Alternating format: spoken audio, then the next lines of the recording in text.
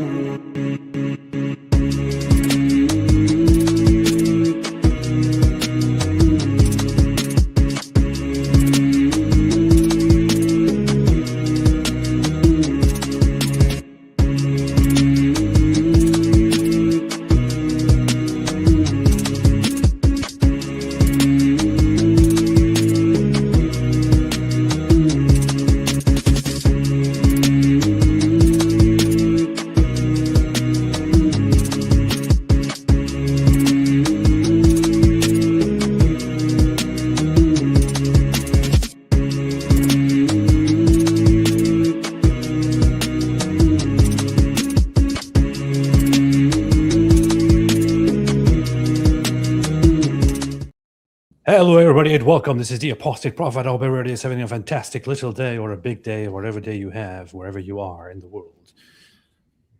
How's everybody doing? I have with me here several guests, including Elle. Elle, what's up? How you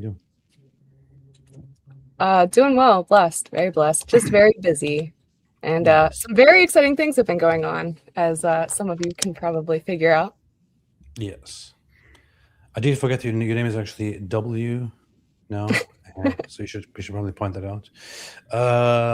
We also have Apostate of Allah here. Apostate of Allah, what's up? How you doing? I'm doing good. Praise God. Glad to be here. Praise God. And that's it. How's everybody else doing?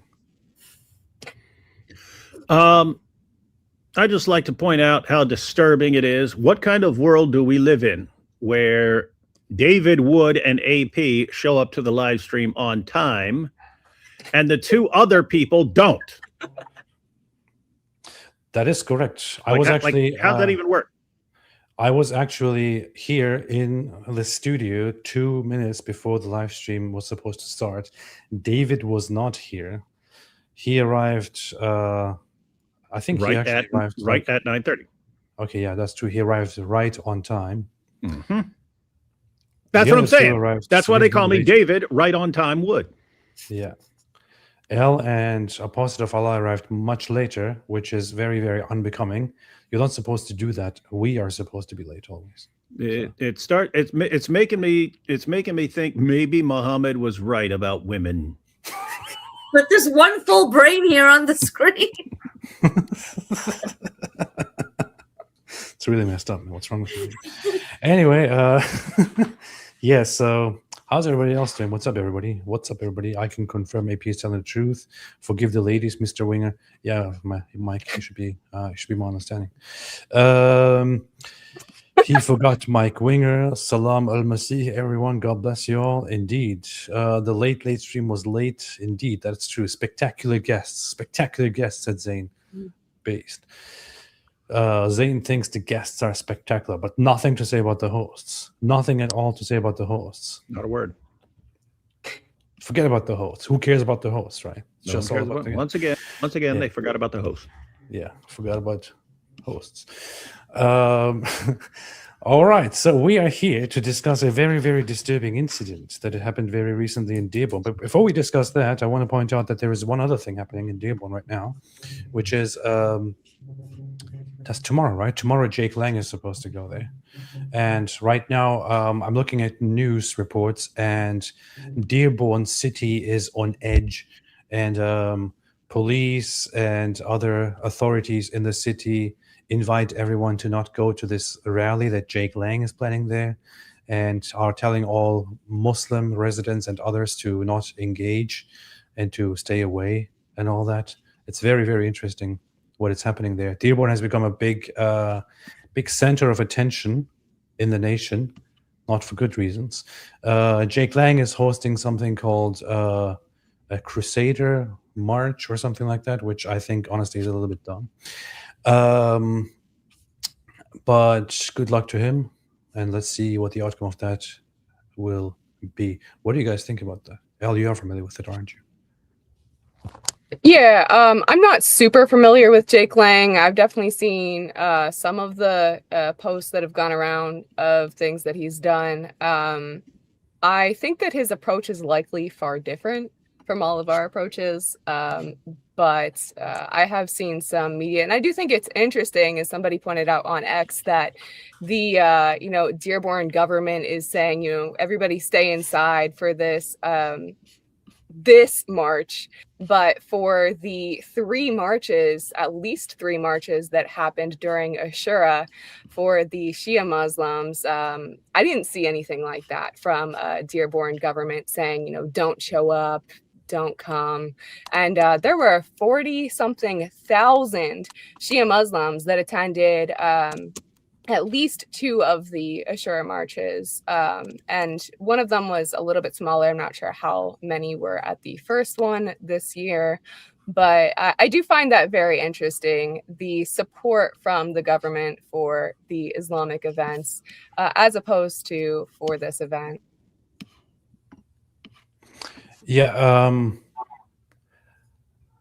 People are talking about Jake Lang, and some people trust him. I honestly, after the things that I've seen him do in public and the things that he said in public, I cannot put any trust behind him, and I would also caution others when it comes to Jake Lang. He is. It's not just about Islam and about Christ, about Christianity to him. It is about further race politics and provocation and all that. And going there and doing this weird crusader march that is actually all about race is kind of a weird, disgusting thing. That's not what the Crusades were about. And I also find it bad that he's just looking for a cheap provocation. I mean, if you want to do provocation, you should probably do something like, comment on the Al Zut, or, draw a Muhammad cartoon or something like that, It's like, exactly, AP says low-key Joker. That's right. We do need some provocation. I mean, I'm a big fan of provocation if it's done right. I'm a big fan of saying or doing things that are perceived as offensive, but that are actually quite normal expressions of opinion and all that. But just going there to pose and appropriate certain elements like crusades and things like that in order to deliberately invite fighting and all that is just I can't support that. So I can't support that kind of stuff. Let's see. Never heard of Jake Lang. You are lucky. Isn't he also a Groyper? I mean, I don't know if he is a Groyper, but he has a lot in common with Groyper politics and all that. No, I was reading about him right now because I'd only seen him a couple times when he was in a fight or got punched or something like that. So I was looking him up now. He's actually like half Jewish or something, and had a bar mitzvah when he was little. But he's turned out to be very anti-Semitic, apparently. Has renounced all ties, has posted videos of himself burning the Talmud and the Quran. But he says he still gets criticized by Nick Fuentes and others for having Jewish heritage. Like, he can't even. He's like, I hate this. I burn the Talmud. I hate Israel. I hate all this stuff. They're like, hey, but you're still Jewish. Well, he has also said stuff like, if you don't resist, if you don't do something now, your children will all be black, and stuff like that. Like, yeah, no, I'm reading the quotes right now. White Christian men are not going to sit around while you turn our children into a bunch of N-word lovers. Has stated, white people in America, you will be replaced, and your children will be black Muslims if you don't stand up now. Yeah, I'm going to say something that's going to maybe be controversial. I don't know how. We don't say controversial. If you say you agree with everything Jake Lang said. No, actually quite the opposite. No. I would rather have the Ashura Mosque than have somebody claim the name of Christ and have a march, and that's the kind of stuff that he propagates. teaching evil, racist things. Like, I would literally rather have the 40,000 Muslims than somebody blaspheming the name of Christ like that in the streets. All right, now we have to get rid of one of our guests. Thank you for coming. You heard it here. Ex-Muslim wants more mosques in America. All right. So, Dearborn. Dearborn is very important, however. We have the mayor who supports Islamist stuff. You have Islam taking over much of policy, much of politics, and all that. I generally think that you shouldn't be allowing such a thing to happen in your nation anywhere. And by which I'm not saying you should respond with violence or anything, but you should not allow stuff like that to happen in the first place, and then you wouldn't have to deal with the consequences, right? And then if you do allow it to happen, you should point out how bad it is, and we do something about it in proper civilized ways, not in uncivilized, terrible, and pretty dark and also unchristian ways, I would say. So that's that. Anyway, where do I begin? You guys recently went to Gaza. You went to Dearborn recently, and What's the difference? yeah. Jack Ray gifted one Apostate Prophet membership. Thank you so much. I appreciate that. Appreciate it very much, Jack Ray, for expanding the cult. Brother, I have doubts, said Ryan Gazin. Do I have that on my soundboard? I wonder. Brother, I have doubts. No, what? Oh, I can't even play it because my screen is not being shared. Very, very amateur stuff. Yep. Here, I just want to share the sound here. Brother, I have doubts. What doubts, man? I haven't played this in a long time. Jack Ray, David. Oh yeah, that's Mike Winger's friend Wood. That's correct. Ida Rugosen said, "Hello, lovely people. Hope you're doing good. God bless you." Ida, hope you're good too, and hope you're doing well too. God bless you. Okay, finally getting back to the topic. I'll take a few more super chats later on. All the thousands of super chats, I'll get back to them. So, you recently went to Dearborn. Why did you guys go to Dearborn? It was an amazing opportunity to share the gospel with Muslims that were not only gathered together in one city as they normally are, quite a high population in Dearborn, Detroit, Hamtramck, or however that's pronounced, and the surrounding areas, Dearborn Heights, for example, but actually like gathered together on the streets. And so as a Christian, I'm now sorry. hearing myself. Continue. Okay. No, continue.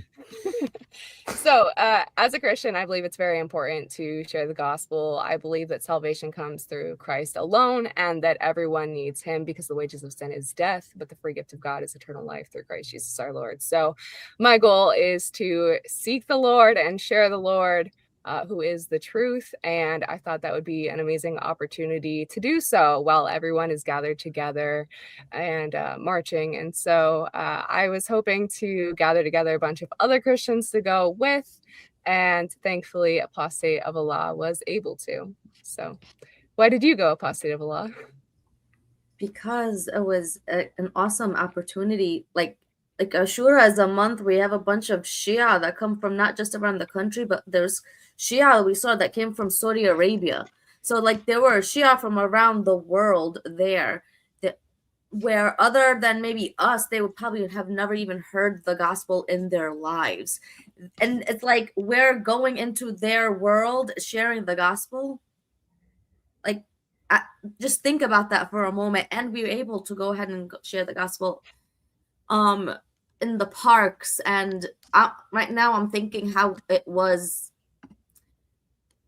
Dearborn, Michigan did not feel like we were in the United States of America. It felt like we took a plane and traveled to the Middle East. It's like we took a missionary trip there, and we went to a Muslim nation, and as missionaries sent with with NAM out there to share the gospel with the lost people group. But that was a city here in the United States that they do not know the gospel. My desire is to share the gospel, is to evangelize to Muslims, is to be able to expose Islam and just enter into their lives. But I think with me, with the Shia Islam, I didn't know much about Shia Islam. So when I walked in there and I started talking with the Shia, I just went in there as I am sharing the gospel with them. I got to learn, which was pretty cool because their march was called the March of Justice. And we were able to connect the March of Justice with the justice of God and how they were mourning a man, Hussein, who died 1400 years ago. But we were able to connect that to a man who died 2000 years ago and just jump in with the whole gospel conversation. And just hearing their, at least from my side, I don't know if Elle experienced the same thing, is like some of their responses were different when it comes to why would Jesus die for sins. I don't hear that so much from the Sunnis. So that was a very common question that I was able to get them. So they would be like, okay, if Jesus died for sins, why is there sins and evil still happening around the world? And I would tell them Jesus did not, like, whatever's going on around us here, that's the least of our problems. Jesus came to die for our biggest problem, our relationship with him. And the amount of light bulbs that I would see like turn on inside their brains, and they'll be like, oh, like they didn't hear like that before. That is why I went. I went there to see the light bulbs, wondering if they've ever even heard the gospel. Because you remember, Elle, when we went to the park one day, how the park, like the only ones that were not Muslim were the small people with their tables, and they're evangelizing to the Muslim. Other than that, you see hijabis as far as the eye can see, except for that one day when there was a little worship service, and I felt like there was this little glimmer of light, and that's when I fell in love with Dearborn. And I did not want to leave when I was there. It is kind of crazy. It doesn't feel like a place in America. I mean, the first time I went there was just the last time we all went together, and suddenly it's no longer this regular American, Christian dominant place. It felt like I visited England, So that was kind of crazy. You went to England. England's a Muslim country, yeah. Yeah. But anyway, so most of the interactions that you had, I'm sure, were amazing and very educational, considering that Islam is a beautiful, peaceful religion that you can all learn from, and that you can that is very edifying, that is very enlightening, and all that. So most of your conversations were probably very, very peaceful and very beautiful and very nice and all that. But for some reason, one person, in a very unbecoming way, in a very un-Muslim way, started threatening you. That's what I heard. Or what happened there? Well, we did learn some things. I, for one, learned that the Muslims there actually do watch a lot of our channels. Nice. Specifically, we had an interaction towards the beginning of our trip with someone who wanted to shout out to the other Muslims about all the things they think we've done. I asked one of the Shia Muslims. Quite interesting. And so Sorry, it was quite interesting to learn that one or more of the Muslims there have thought that Apostate of Allah has shot the Quran, has burned the Quran, etc., etc. Both of those are things that she hasn't done, but I do find it interesting the level of watching. I've seen her do some stuff to the Quran. So there's a clip. No, Elle, you have a clip with me yelling at the top of my lungs because they wouldn't let me speak because they kept shouting me down. Have you ever eaten, shot or burnt the Quran? And then at the time I was like, I've never shot or burnt the Quran. Hey, and I've never eaten it on purpose. Hey, find these guys for me. Because I've done just about everything except shoot a gun because I'm not allowed. Other than that, David can't even shoot guns. I know. What the heck, man? And we're supposed to have freedom here in America. I thought it's a free country, man. Sharia's already taken over. I can't even shoot a Quran, man. If So you want to see I was just gonna say, if you wanted to see the clip that Apostate of Allah was talking about, you can go that's to towards around that's towards the beginning. 155. That's towards Oh, the beginning, no, man. You there's should a just play that different video clip. from the No, just there's play a that at the beginning. different clip. That's not it. There's another clip. Well, there are 2 clips within the video, but there may be an additional one as well. Mhm. Yeah. Well, so right after this, David is saying we should start from the beginning. What is your vote, AP? No, just play Um, some at the beginning, man. Then she can talk. Then we can talk some more. Okay. Then play a little more. Let me play from my screen here then. Okay. For some reason, I Play- expected it to look different, but yeah, same. Play it from your Yeah. screen. How else would you play? I have video evidence of Dearborn Muslims wanting to murder me, and it proves my controversial ministry methods are worth repeating. Here's how. 50 run, no one's gonna do anything. No one cares about you. So we have the exact same right to say what I said. we got one line that you said, but it causes one line. You don't say that about a prophet.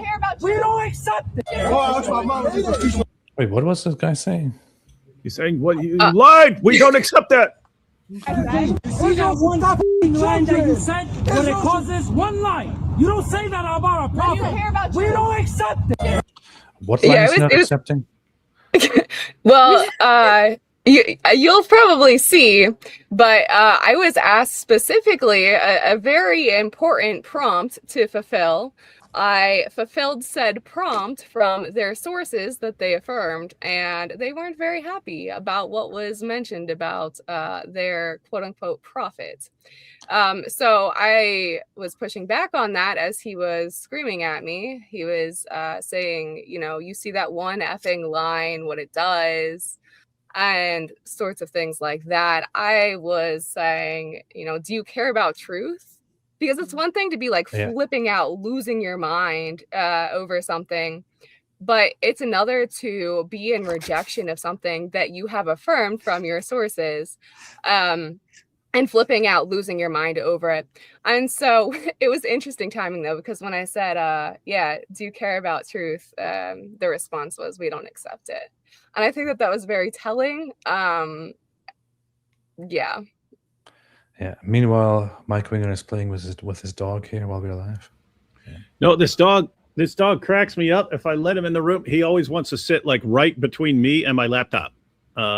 Until I shoo him away. But like ever since he was a little stupid puppy when Marie got him without telling me and got this stupid poodle, I'd be sitting there, okay, I got to get some work done. And he would insist he wants to sit right on my laptop. Anyway. Nice. Based dog.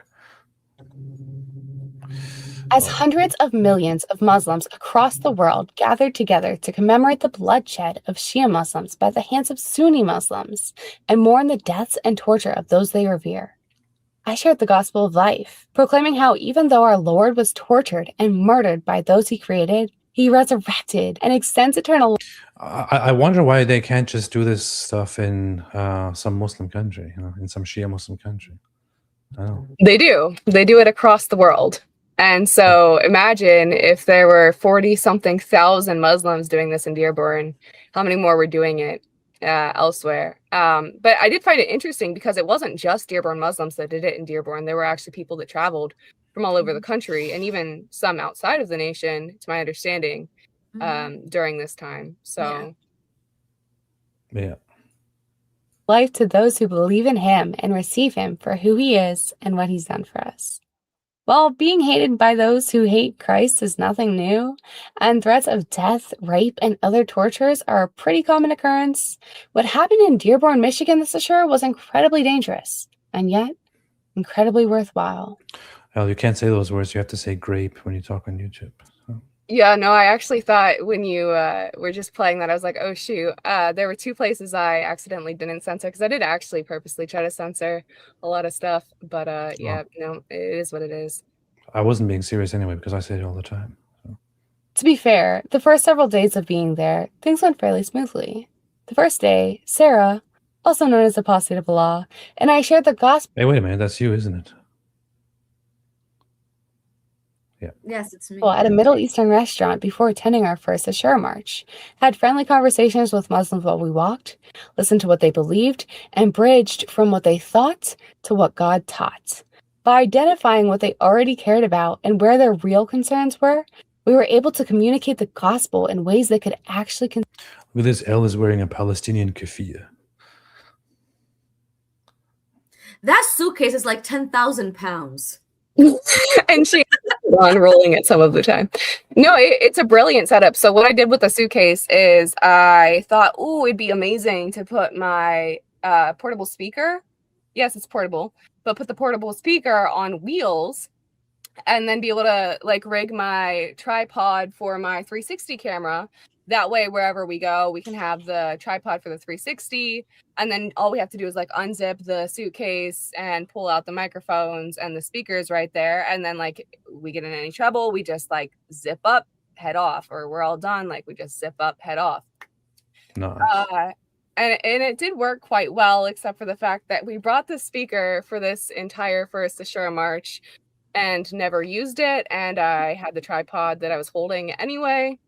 And it was such a long march to the point where I had just gotten brand new boots sometime, I think like within a month of this, just several weeks before.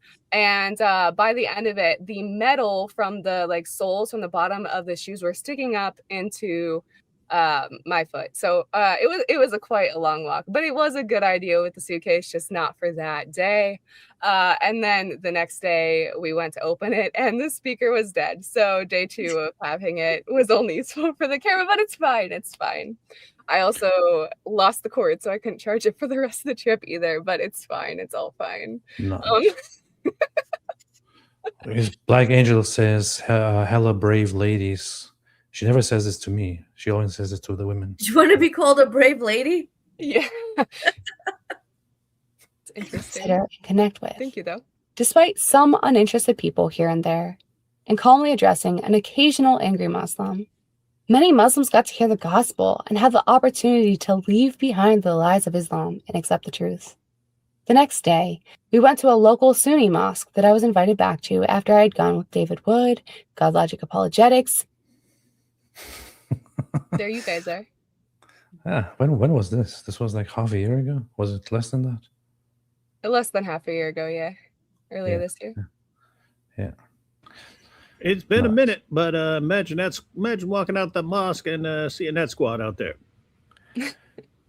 See my hands? I figured out how to turn AP into a gang sign. Very smart. And many other friends for evangelism earlier this year. Upon our arrival, a Muslim man recognized us, saying, and repeatedly tried to rile up the other Muslims against us, saying things like, What you guys do to the Quran? You're on camera. What you guys do to the Quran? We debunk it, but yeah. What do you do to the Quran? You should have said, what haven't we done to the Quran? Would be an easier question. That would be funny. That would have been Hey, since this is more and more common, when we went to like Dawa booths up in Ohio and stuff like that, they're like, hey, what'd you do to the Quran? What'd you do to the Quran? So you are correct. They do watch our stuff, but we need there's all sorts of stuff that's relevant. Why should we respect it? I mean, you could do a quick crash course. Well, I mean, it calls us the worst of creatures and calls for a violent subjugation, and you could just go down the list. And then should we respect it anyway? Should we respect a book that calls us the worst of creatures and calls for a violent subjugation? How much should we respect it? And why should we respect it? Because it's very important to us. Okay, well, what do you do with the idols of the polytheists that Muhammad stabbed in the eyes and then smashed with his stick? That was very hurtful to the people who believed in those idols. Why was that acceptable? We're just following the example of your prophet. I thought he's the pattern of conduct for people. That's what you do to a religion that you reject, right?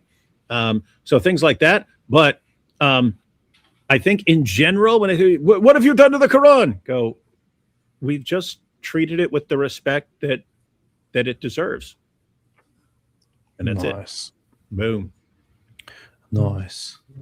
Now the Muslim was actually already aware of the reasons why and the details of why as well. So they weren't just following, the primary channels. They weren't just following the secondary channels. They were seeming to follow the back and forth between. Then I have to say, when they bring it up, then we should praise them. If they actually know the reasoning and stuff behind it. Hey, you guys are pretty up on this. congratulations, man. Hats off for watching our stuff. Right? You guys burned Yeah, the you want us to sign your Quran for you? Prophet. She shot the Why you guys Quran. fight? I've never. Shot the Quran, eat the Quran. I've never. You love interfaith dialogue, right? Yes, because Jesus Christ is Lord. But while he repeatedly expressed his contempt for us, we continue to express our care for him and those around him. You have no respect. I have a lot of respect because if we didn't respect you, we wouldn't be here. No. But he objected, saying, You're here with the camera. and hilariously, when we referenced one of the camera's purposes, saying, It's safety. What? It's called safety. he mocked us, saying, 50 front, no one do anything. No one cares about you. little did we know, my 360 camera Wait, nobody cares about you, but he knows you guys and he knows what you do, and he comes there to confront you, but nobody cares about you guys. That's interesting. Hey, nobody cares about you. Nobody cares about you. I watch you all day, every day. I know everything about you, but no one cares about you. That is wild. may have saved our lives just 2 days later. Is the camera 360? Can I like see everything? I also find it funny that despite him saying, No one cares about you. he went on to work even harder to get people to care about us in our prior peaceful protests. He said that you guys burned the Quran. I want you to hear me. You said you believe in Jesus. You won't answer. No. Yes or no? Her. How about her? How about her? So What about you? Hey. she's having a discussion. Mind you, our peaceful protests were made against the evil ideology. I wonder what would happen there if you just proudly said, yes, I did. Yes, I did. Don't Yes, I did what? Well, that's Sarah saying Sarah didn't do that. Yeah, All but I what if did was that was eat the Elle? Quran. That was I know. Elle. I know, but what if you hypothetically did do it, and what if you hypothetically said, yes, I did. I wouldn't have lied. I wouldn't have lied. I know, What but if I'm we- saying hypothetically, what if Yeah. you just said yes? What would happen then? Yeah, I don't know. It definitely seemed like he was trying very, very hard to get everyone around him very upset at us, which I Hey. found Hey, Sarah. interesting. Sarah, And next to time be you should be fair- like, yeah. next time you should be like, well, no, I haven't burned it, but since you're accusing me of it falsely anyway, I might as well. So I'll post a video later of me doing everything you accuse me of and blaming you. So be careful what you say. I will Yeah. say this: the only reason why I didn't shoot or burn the Quran because I don't have a place where I can shoot and burn the Quran. Happy to change I'm that. being straight. I heard of a place called the Quran Demolition Ranch where anything is possible with the Quran. I wonder if it would be okay for live stream purposes to watch that last Quran Demolition Range live sometime. Oh, I What do you played it on think? my live stream before. And no problems. No problem. It just depends on if they think that it's actually live, like depending on what you're showing on screen, because there's certain policies against doing certain things live. Reviewing it live is fine, but Yeah. sometimes the flags don't know Yeah. the difference. Yeah, it's perfectly allowed to watch a video like that. You can't be shooting, you can't be engaging in shooting while you're live, but you can be watching it. But yeah, the algorithm doesn't always know the difference, and if it is looking at your video and thinks that you're shooting live, then they can take down your live stream, and then you have to fight with YouTube and say, "You idiots." You know what's funny? The other day I sent Thaddeus a message and said, "Hey, what happened to all the footage of the Quran Demolition Range?" Because I had no idea that it has all been published like 2 months ago. I don't know why. I had no idea that it's all public on a channel. And actions Islam encourages, including the threats of death, rape, and other tortures made to us and our friends by those who follow the not-so-peaceful religion of peace. Thankfully, we were still able to have a ton of passionate and peaceful conversations, challenged Islamic beliefs, and shared our own, and even got invited to their dawah table. For some reason, however, the same Muslim man from the mosque showed up and continued his stunts. This is like literally. I truly believe. What do you think they're gonna do with the Quran? I don't know. And for some reason, someone called the police on us. Someone called. Someone just wanted to. Why? Just, yeah, I don't know. Thank you for your service. Fair enough. Everything is good. Yeah. Thank you. I find it so funny how 360 footage looks. Yeah, it's so good. Yeah, so almost looks everything like- in this video. It looks like you're on a tiny little planet, or at least a little island, right? And like That's these guys actually- are looking at you, but it looks like they're looking somewhere else. You see that guy that came in? There was a guy that came and he tried to rile. He was like, "Oh, we know who you two are, right?" Like he says he knew us. That same guy that went there ended up coming up to the Dawa table. What you played that part? Finish playing that part where he says, "You know what they're gonna do." Keep going. Does that have a story? Wait, no, that was right before this. That was Oh, right what are we before gonna do this. with the Quran? He already played. Yeah, he just played that. He said, But where was I? No, I say that because he comes in. So there's this big, tall Javad. Always gonna remember that dude's name, okay? He tried to act like he was a Muhammad hijab. He was puffing up his chest, trying to bring up this thing, kind of Very Taoist strong. script. And then he comes up. He stands right next to him. So here's Javad, and here's that dude, like right here. No. You gave them Qurans. He was like, "Do you know what they're gonna do with the Qurans?" And then I end up trying to have a conversation then with Javad, and then the idea of like how we didn't always grow up being Christians, right? And then Elle said, "Yeah, she wasn't always a Christian," and how because Javad was born this way, and I was like, "I was not." And then the other guy was standing over there next to him, and Javad asks me, "What were you?"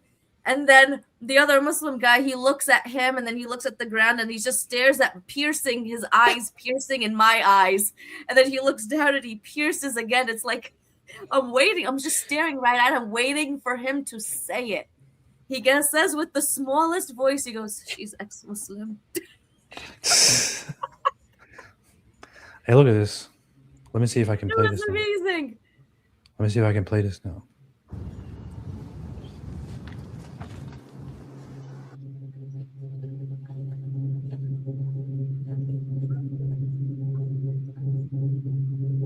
There's a Quran in there.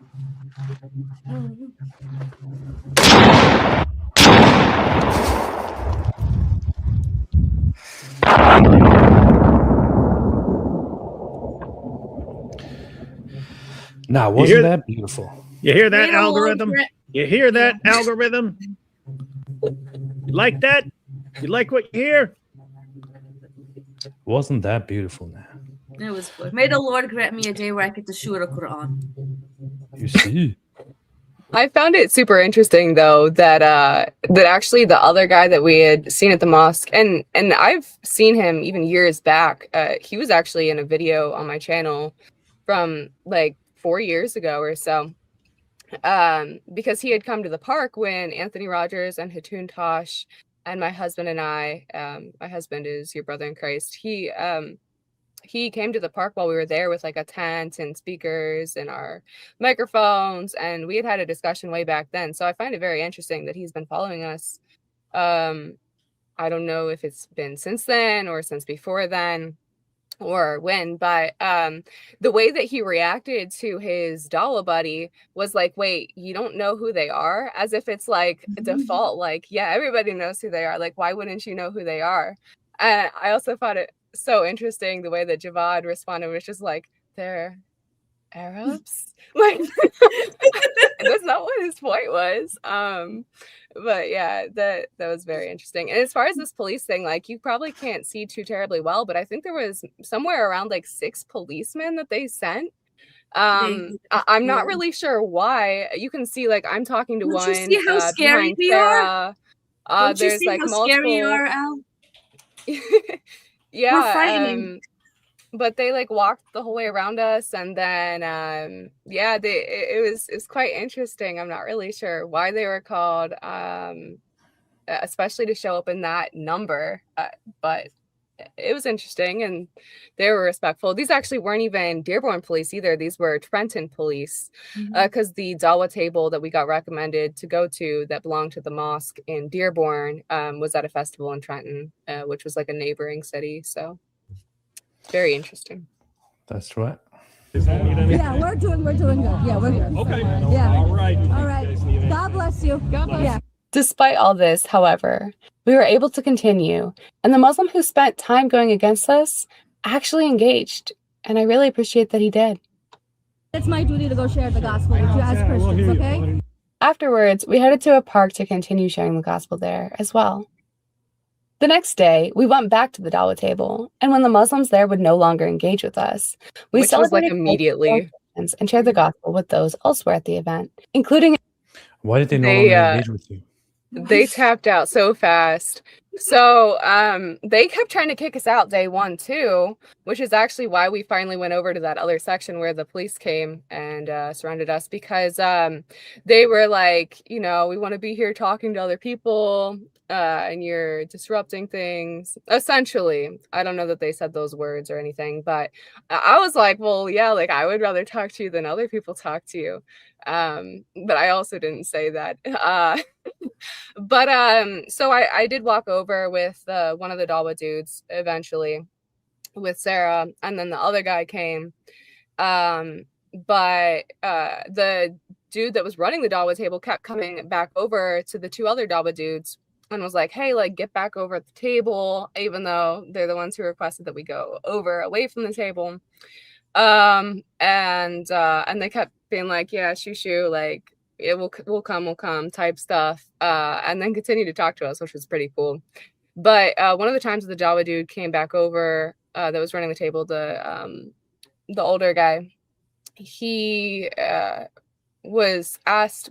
I asked him some things about like the gospel, and there were some comments made, and he talked about how like it's not very fair for, you know, Jesus to be crucified for other people's sins. It's not really fair to have substitutional atonement. God is, you know, just, and that is not just, essentially. I think was like the heart of his concerns. And so I pointed out Sahih Muslim 2767, which talks about how on the day of resurrection there will come some Muslims with sins as heavy as a mountain, and Allah will remove them from the Muslims and place them on the Jews and Christians and say, these are your ransom from hellfire.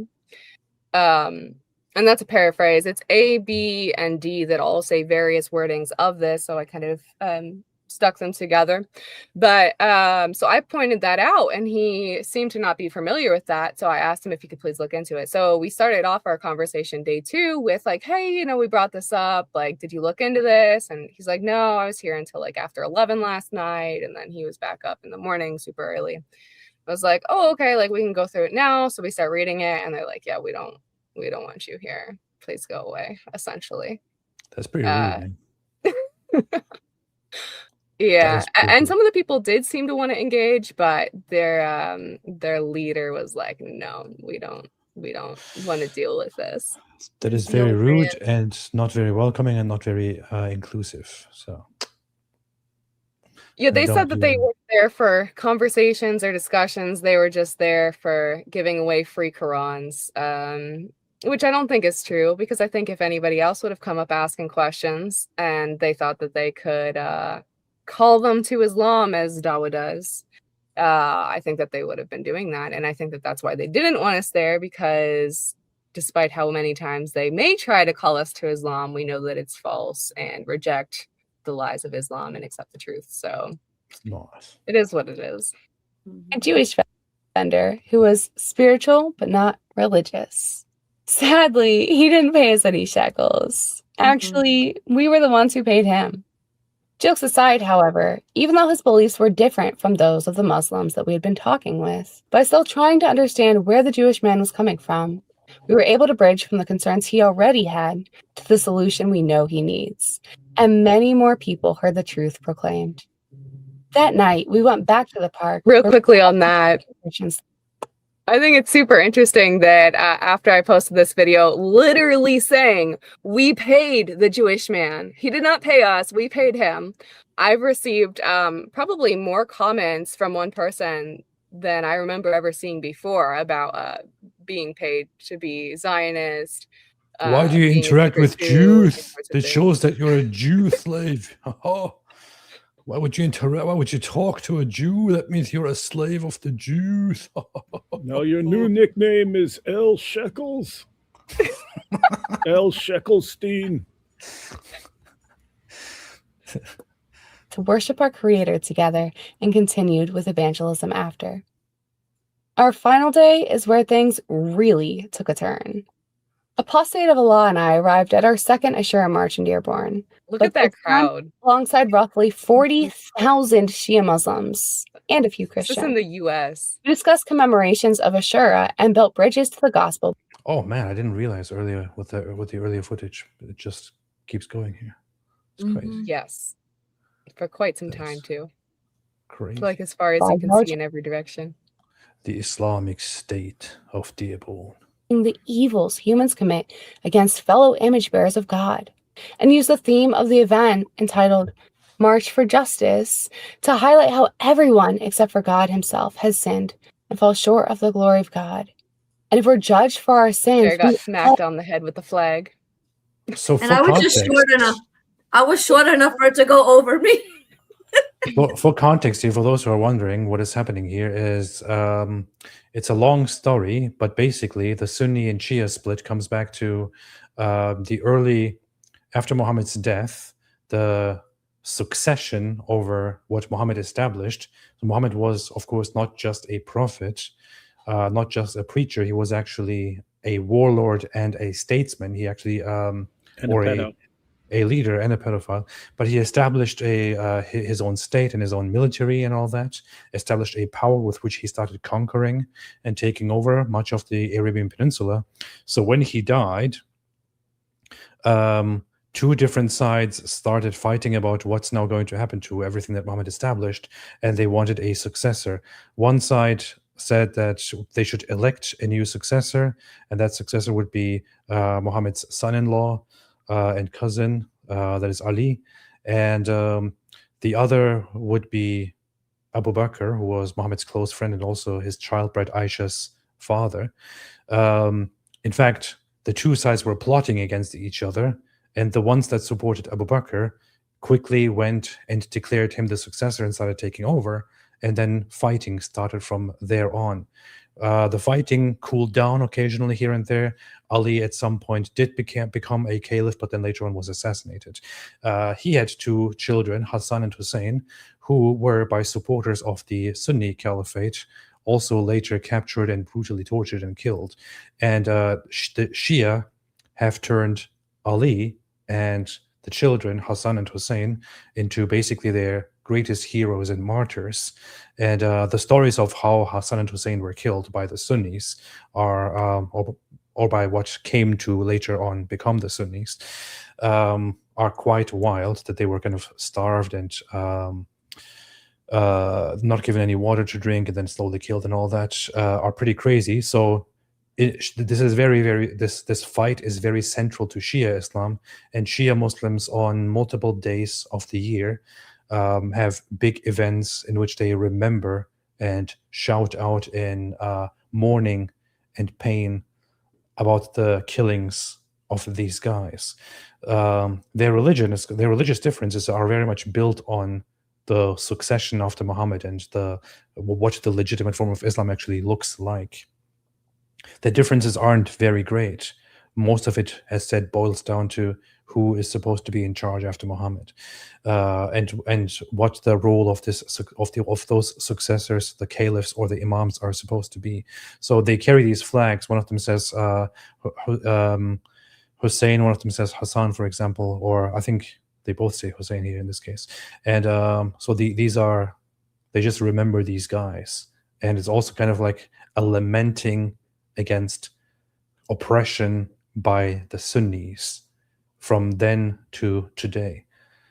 That is basically what their whole religion is built upon. That's what they do. Just for a little bit of context. It is. I will say, like, obviously I'm very against Islam, which I know is probably a shocker. But I do think it is pretty cool, the way that they commemorate it, which is by handing out water. It is by handing out food as they walk. I think that is pretty neat to turn something that was actually realistically very evil. Like, I can be against Islam and still be against the things that were done to these people. Well, And I if am. you like this stuff so much, why don't you just revert and get it over with then? The bad thing is that the Shia are not much better in all that than the Sunnis, as much as they claim victimhood all the time. No, but I mean, yeah, they're constantly killing each other. Like, and this is something that I know David focused on years back, but I still since have not seen very many other people focus on very often, whether in mainstream media or within Islamic circles that are public to non-Muslims. Yeah, but Sunnis are killing Shias, Shias are killing Sunnis. People who are part of Sunnism are rejecting other people that are part of Sunni Islam and calling them kafirs, et cetera, et cetera. Like, Muslims are not good to each other. And I think it's wild because you'll see quite often in this video on a day where they're literally commemorating, not celebrating, but commemorating the violence done from some Muslims to some other Muslims. They want to make the focus Israel constantly. What do you mean? You have Jews Christians. this, Jews that, Israel You this, Israel Christians have that. too many denominations. We are all one Muslim. What are you talking about? One Muslim Ummah. We are one Muslim. One Muslim Ummah. We are all together. We always like to kill each other. Allahu Akbar. You are Protestant, Baptist, and Catholic. We are one Muslim Ummah. To highlight how everyone except for God himself has sinned and falls short of the glory of God. And if we're judged for our sins, we all deserve hell. Yet God provided both a just and merciful solution for our reconciliation with him through the death and resurrection of Jesus. Yeah, this is kind of wild. I actually grew up always being taught that Shias or Shiites are not Muslims at all. In fact, it goes so far that the ideas that are taught in the more traditionalist circles are that Christians and Jews are evil. However, they are better than Shia Muslims. No, that Shia are worse. That Shia are worse than Christians and Jews. Basically, that's the kind of stuff that you are taught as a Sunni Muslim, and also the other way around. Hey, this is all a nice try, but did you notice that as soon as Elle started preaching the gospel, AP stopped it because he was like, "No, you must tell them about the one true church, or you're pouring gasoline on them, and they're already on fire. Let me derail this." No. On that, what AP was talking about, when I was young, when I was a kid, I had a friend who was from Lebanon and she was Shia. I didn't understand anything about Shia. So one day I go up to my father and I ask him, what's Shia? All of a sudden, he literally went, spit on the ground, cussed out an Arabic storm. And I just look and he's like, don't talk to them. And I was like, oh, okay. Oh yeah. People don't know. I've told this story a couple times in the past, but this is when I was learning, and all I knew was Sunni. I'd heard of Shias and I'd heard of Sufis, but I hadn't looked into it, and I thought it was like strictly with the Shias. I just thought it was like a political disagreement and so on. So this is like 2000. I don't even know, 2006, 2007, and I saw someone say that Shias don't like Aisha. And I was like, wait a minute, what? Why would they not like Aisha? That was Muhammad's wife. That's the mother. I mean, that's the mother of the faithful. She's one of the mothers in the Quran. What the heck, really? And so I go into this Muslim discussion board. So this is like before, posting on YouTube and stuff. You had all these chat platforms and stuff. So I go in there, the Muslim chat platform that I knew about. And I just jump into one of the things that was busy, and I go, hey, is it true that Shias don't like Aisha? And it turned into like World War III on there. They all started attacking each other, like all the Sunnis and Shias. They were just having nice conversations. I asked that question, they all started like, and then they shut it down. They shut the whole thing down. and then they blocked me, and I tried to go back on the platform, and they sent me a message that said, "Yeah, we know, we saw what you did. You're just here to cause division." And so I was asking a freaking question. I was like, well, I wanted to know if this is true, but it's like, whoa, they are very, very, very sensitive about this stuff. That is good to know. So, go ahead. Oh, I was going to say, I didn't place the clips in here, but if you want to see some exclusive clips, I can pull them up. But I actually did bring up Aisha. Actually, someone else brought up Aisha, but I specifically focused on Aisha also because I do know that they are anti-Aisha. And I'm assuming we'll see some clips of Hey. Oh, that's a hilarious interaction. Hey, that should be for future reference. Remember the Apostle Paul when they're bringing him before all the Jewish leaders and stuff like this, and he looks in there and he sees the Pharisees who believe in the resurrection, the Sadducees who deny the resurrection, and he believes in Jesus' resurrection, and so he walks in there and he goes, "Hey, I'm just here for my belief in the resurrection," and all the Pharisees and the Sadducees start arguing amongst themselves. That might be a good, what are you doing here? What are you doing here? I'm here because I don't like Muhammad's wife, Aisha. And then they'll all, yeah, our hero, she is here.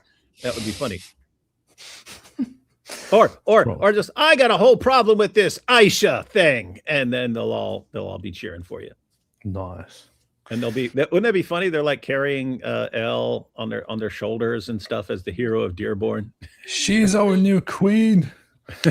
Well, they flipped on Aisha real quick. I think it was a hilarious thing, but I can pull that up later when we get to that part because I do think you guys will love that.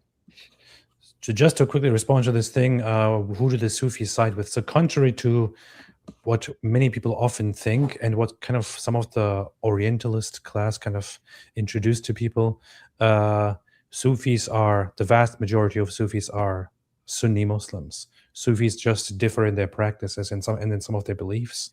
They have some kooky ideas about theology, about Allah and the universe. Some of them believe in basically what could basically be described as pantheism, but the vast majority of them are Sunnis, so they are just part of the Sunni world, and naturally they will side with the Sunnis against the Shia. Interesting folk. And fall short of the glory of God. And if we're judged for our sins, we all deserve hell. Yet God provided both a just and merciful solution for our reconciliation with Him through the death and resurrection of Jesus. The gospel as proclaimed in Romans 3:23-26 explains, "For all have sinned and fall short of the glory of God, and are justified by His grace as a gift, through the redemption that is in Christ Jesus, whom God put forward as a propitiation by His blood to be received by faith." This was to show God's righteousness, because in His divine forbearance He had passed over former sins. It was to show His righteousness at the present time, so that He might be just and the justifier of the one who has faith in Jesus. On top of talking about these things, I was going to make a joke and act like I was going to skip this just to continue with David's joke, but then I realized that we kind of messed up and stupid. So, as many Muslims passed out food and water to those attending, we passed out our own Ashura gifts, Arabic and English Injils, in which John 7:38 records Jesus. Real quickly on that, one of my favorite comments so far was somebody said, "You found the Injil?" Anyway. So you passed out Arabic Gospels, New Testaments. What did you pass out there? Yeah, so we passed out English New Testaments and English Arabic interlinear New Testaments. Hey. Based. Hey. What? Does anyone do this? I think this would be helpful, but so when Muslims say, "Oh, it's Injil, it's singular, it's the Injil, it's the gospel, not the four gospels," and they don't understand like history at all, that from the 2nd century onward, the four gospels were treated as a unit called the fourfold gospel or just the gospel.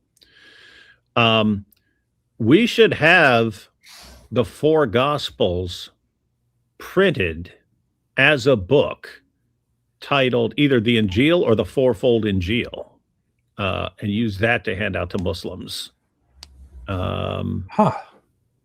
You're making a good point. I mean, I have a Arabic New Testament here, but so I was thinking, what are you on about? But that's a very good point, actually. We call it the Fourfold Injil, and then it's also an introduction. Why is it called fourfold? Well, since from the 2nd century on, it was treated as a unit called the Fourfold Gospel, which would be in Arabic the Fourfold Injil, or just the Injil.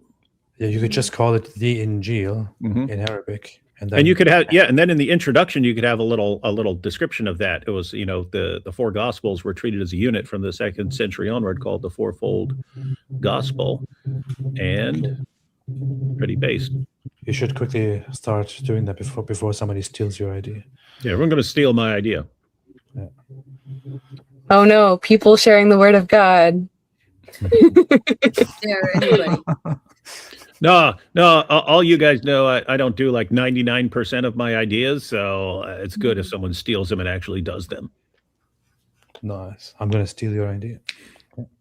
That would actually be pretty easy. That would actually be pretty easy. You just have to find one of the companies that prints up tons of like either, like one common one is the Gospel of John and the Book of Romans and stuff like that. But you just have to find one of these companies and tell them, hey, I think we could improve on this a little bit. It'd be really awesome. It'd be really, really, really awesome if we're making stuff. Yeah, the uncorrupted Injil. There we go. That's awesome. The uncorruptible Injil. It'd be really good. We need to make one, guys, and then have someone else print it. But we have the 4 Gospels in there. We have a little bit of commentary in there that's relevant for Muslims on various things, but like there's an introduction, and we go through like the Islamic dilemma in the introduction, or not even the dilemma, not like using it to criticize, but just what the Quran says about the scriptures of the Christians and how it's telling us to judge by them. It's sending even Muhammad to our scriptures to find out if his scriptures line up with our scriptures and stuff like that. Have all that in the intro, and then hand those out. Then they find out what the Quran says about the gospel, what the gospel is. They've got it right there. Got some commentary. I think that'd be dope. That'd be based. You could publish a book called The Original Injil. How about that? In Arabic and in English. The true Injil. In which John 7:38 records Jesus' proclamation, "Whoever believes in me, as the scripture has said, out of his heart will flow rivers of living water." It was then that we encountered what seemed to be a group of duat, which are Muslims trained in the not-so-sacred art of dawah. And lots of dawah scripts were recited and refuted, until more dawah scripts were recited and refuted. So the Judaism religion is centered around their Masonic figure. Their Masonic figure is not Jesus. It is not Masonic figure. You see, the Jews are all Freemasons. I gave him the benefit of the doubt, and I included like a little, like, I'm assuming he meant messianic. I assume he means messianic, yeah. And that's how I responded, was like assuming he meant messianic, but I did think it was funny. It reminds me of juniorisms, like tree unity or whatever. It is crazy to me that people can look at this and still think the earth is flat, by the way. See? No, but like I love the 360 footage because you can really get whatever angle you want. Like almost all of this entire video is recorded with 360 camera. The like when I'm talking, the talking head part is recorded with a camera by a 360 company, but the rest of like the clips from Dearborn are all from a 360 camera, and they look like normal footage if you angle them in the way that you want them to. or they can do like Tiny Planet, which is actually what it's called when it is like the small circle, or they can be various levels of encompassing the conversations around. And it's super helpful because there's so many things that were going on in this video that I had no clue that they even happened until after I went back and watched the footage. Like there's so many conversations that it caught going on in the background that I got to see. I got to see like the crowds that surrounded us. It's crazy the amount of crowds that surrounded us as we were sharing the gospel of various places. Like, you know, I knew that there was like, you know, maybe 10 people that were listening that were there, but then like all the people that surrounded them at various instances and listened in, it was a huge blessing, but I had no idea. So super cool. Super cool.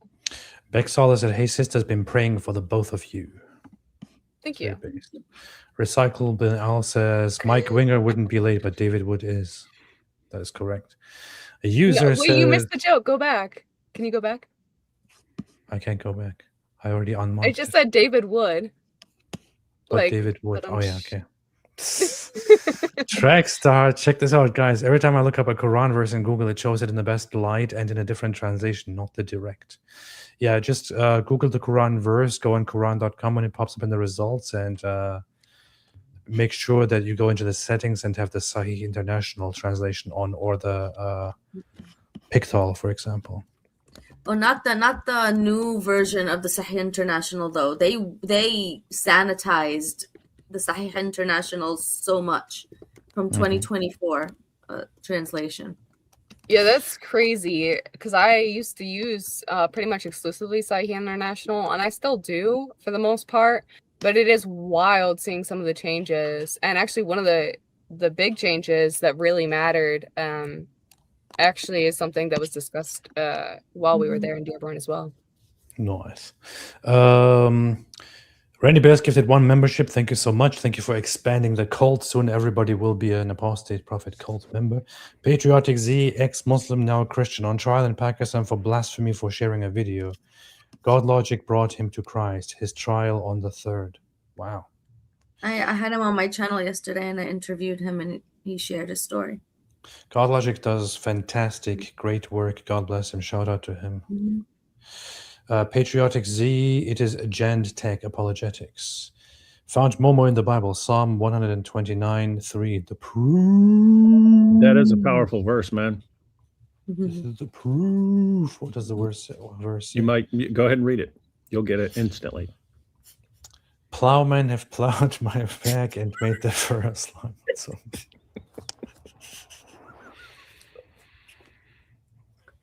You just laughed at that yesterday, Sarah. Okay, it's still funny.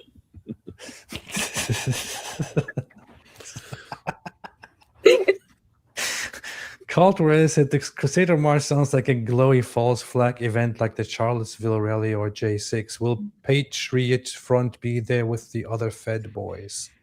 I don't know. I just wouldn't trust anything that Jake Lang organizes. I have heard from very reliable people that you should not trust anything Jake Lang does. So, Eunuch Petsu, Taylor Robson stitched Elle's head in Dearborn. Flippy, my dad is Japanese. I want to borrow his katana and see how well a Quran does against a katana swing. You should try that out and record it on camera. Oh man, if you get, I mean, some of those are so well made. There were stories of like katanas so sharp during World War II, they would like show off by like slicing gun barrels. Like the gun barrel would slice when you swung one of these at it.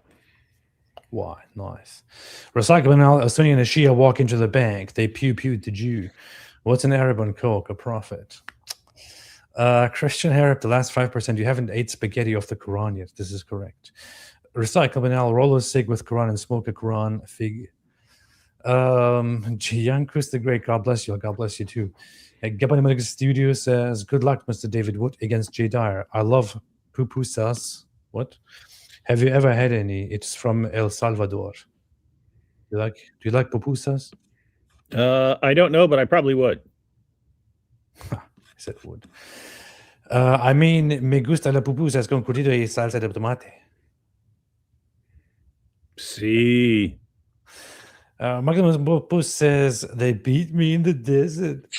Cultware says, "What is this Ashura? Is that related to the Asherah poles that all the judges and prophets had to keep?" That's what it during sounds like. the Old Testament? That's what No, everyone it's- thinks. That's what no, everyone it's thinks when related they to hear it.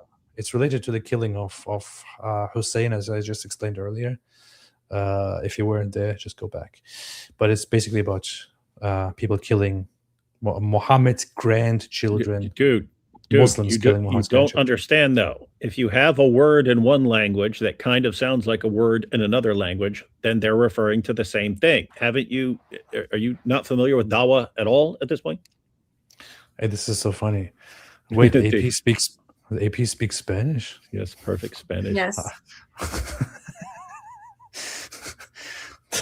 It's good to know that I did such a good job. I have no idea what I said. Goddess love. David would study in jail. David would study in jail. That's the dark horse. The perfectly preserved book has been changed again. And finally, Eli made a fantastic $200 super chat and said, "Love you guys. We love you, Eli. God bless you so much. Thank you." Love you, Eli. Thank you. And I hope to see you soon again someday, somewhere. You'll be seeing if you go to you'll be at DebateCon. You're definitely going to see him. We'll probably stay at his house, man. Oh, no. Oh, he's in Florida. He's in Florida. It's in Florida. It's in Florida. Oh, nice. All right, let's continue with the video. Refuted. So the Judaism religion is centered around their Masonic figure. Their Masonic figure is not Jesus. It is not. It is, but some reject God, right? You want to bet? We can Real quickly on that. Mark says the Lord our God, the Lord is one. Yes. See how quickly they moved on, though? Like, they did not even let us finish, like, giving our sentences before they just, like, jumped in with their next JavaScript. Like, there's this very short clip here that we pause in the middle of, and it's just like back to back multiple JavaScripts after multiple JavaScripts, like, and they're like constantly the whole time going, no, let me talk, I have a question, let me talk throughout various of these clips and throughout the time that we were there in person. And it was crazy, but they were all just like trying to jump over each other to, like, you know, bring up their JavaScripts that they wanted to do, which I thought was interesting. But yeah, so he was saying that the messianic figure in Judaism isn't Jesus, which, as all of the Christians know, it absolutely is Jesus that is the messianic figure. He is the messianic figure. He claimed to be the messianic figure, and messianic. Well, I don't understand Jews. here. I don't understand here what the point of this this objection that they're making is. I'm not really sure because of course they think that Jesus is the Messiah as well. So I don't know. I don't remember exactly if this was supposed to be like a division, like, oh, you know, Christians are closer to Muslims. That is something that we hear often, even if it's not what was happening here. I'd have to go back in the context and see. But yeah, they do, depending on what they want to try to pull, tend to flip-flop between, oh, you know, Christians are super close to Muslims when they want to play that game, and when they don't want to play that game, they'll go, well, Jews are super close to Muslims. And I think that both of these games were played during this event because, you know, of course they want to say, you know, at least Jews have like true monotheism and Muslims have true monotheism, but Christians don't. But they'll also try to get like Christians to team up against the Jews, especially Israel. So it was probably something like that they brought it up for. But my point was like, dude, they reject Jesus, but that doesn't make him not their. Some Jews reject Jesus as the Messiah, but that doesn't make him not their messianic figure. It doesn't change the fact that he is the promised Messiah according to the prophecies and the scriptures. Just like in Islam rejects Jesus for who he is. Yeah. Even if they claim that he's the Messiah, they still reject who he is. That doesn't change who he is. Like, you can reject something, it doesn't change reality. Yeah. Also, just a quick correction. It's actually Israel. So you're supposed to say Israel. You want to bet? We can search it. Because we have to Mark clarify. says the Lord our God, the Lord is one. But he also said that the Father inside him, Shema, and it's all the flesh, the Lord, to give eternal life. The Lord is one. So who does Jesus pray to? Who does Jesus pray to? The Lord is one. So Jesus prays to himself?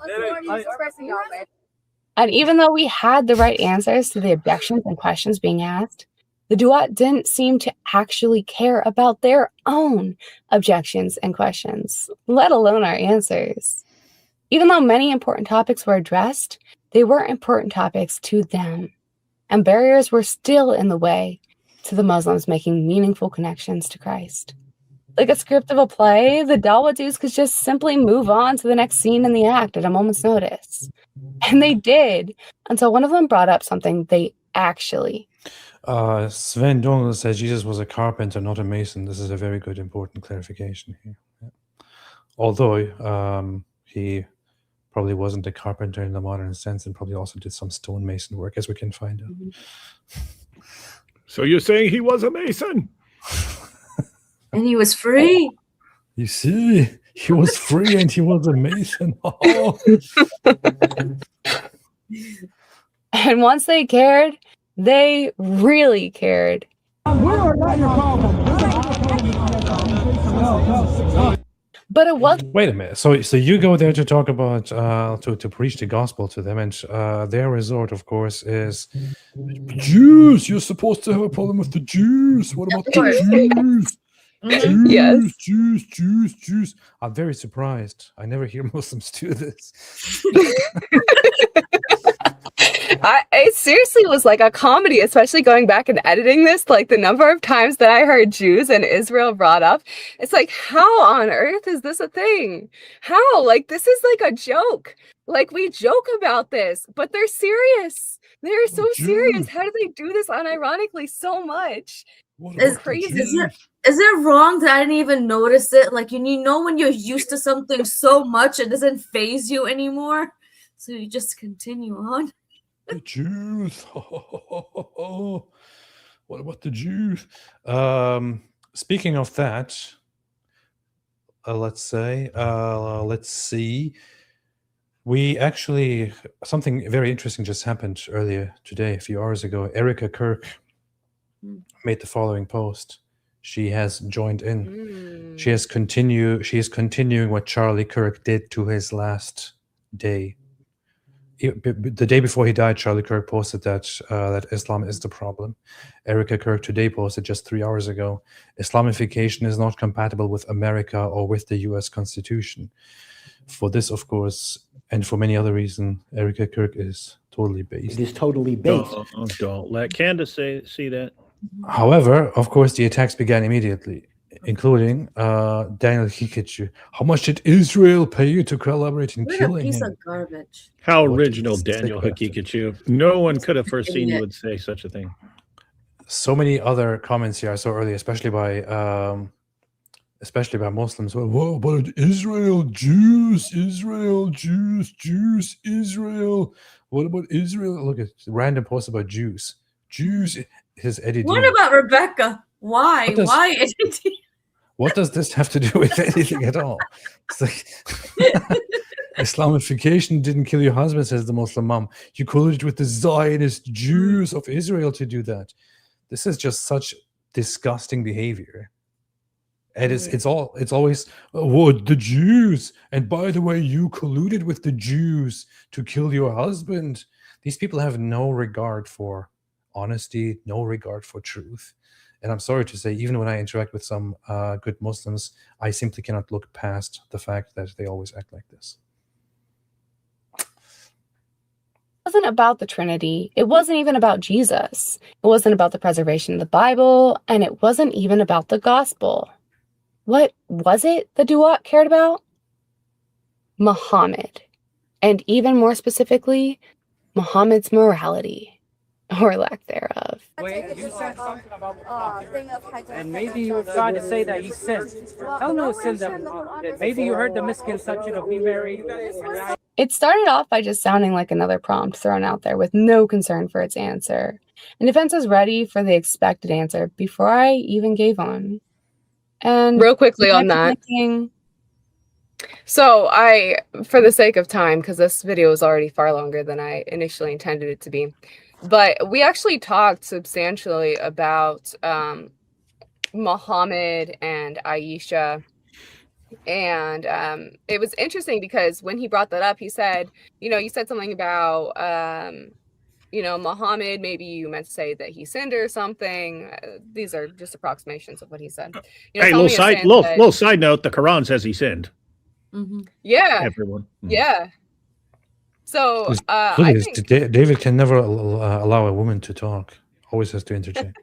Well, I have to do half their talking for them to make up for their deficiency. But there's one full brain here. Anyway, continue, Elle. Sorry for the very rude interruptions. so. Previously in the conversation, I had talked about, of course, the gospel, how all of sin and fall short of the glory of God, except for God Himself. These sorts of things. And the Muslim, Danny is his name, he actually requested that he be tagged in the video, which you'll see later in the video. And he actually has commented on the video since, which I find quite interesting, as has his friend, repeatedly with his friend. But he said there's only one way to heaven, and it is through our good deeds. And so you have to do more good deeds and you do bad deeds and these sorts of things, because if you do good deeds then you'll go to heaven, if you don't then you won't. That sort of mentality that we hear again and again, not just from Islam but from pretty much every other religion except for Christianity. And on that note, it was very good to hear that you're a Protestant now on your stream yesterday, AP. That was pretty cool. But that's a lie. I'm glad that you do affirm that it's not by our works, regardless of whatever you call yourself, even if it's inconsistent with Eastern Orthodoxy. I appreciate the way that you see the gospel for what it is. With that said, much love to you. I have to correct that. That's actually not true, because in Eastern Orthodox Christianity, in Orthodox Christianity in general, salvation is not earned by works. It is a free gift by God. It is That's mainly right. required to hold on to your faith. As we're taught in the Bible, our only infallible authority. Yes. No, that is actually what the Orthodox Church teaches and has always taught, that salvation is a free gift by God, and no acts, no works earn you salvation. That is the official position. You can Google it. And yet, if you're on your period, you can't take the Eucharist, and thus you can't be saved if you miss the Eucharist. But anyway, that's not on true. A That's not what the Orthodox Church teaches. It doesn't teach that at all. The sources say differently that I've seen. Guys, But and then continue on. That's not what it teaches. A different conversation next week. for a different day. Next week we're going to have the council of someplace in Turkey, and it will be to condemn the heresies of AP. Yeah.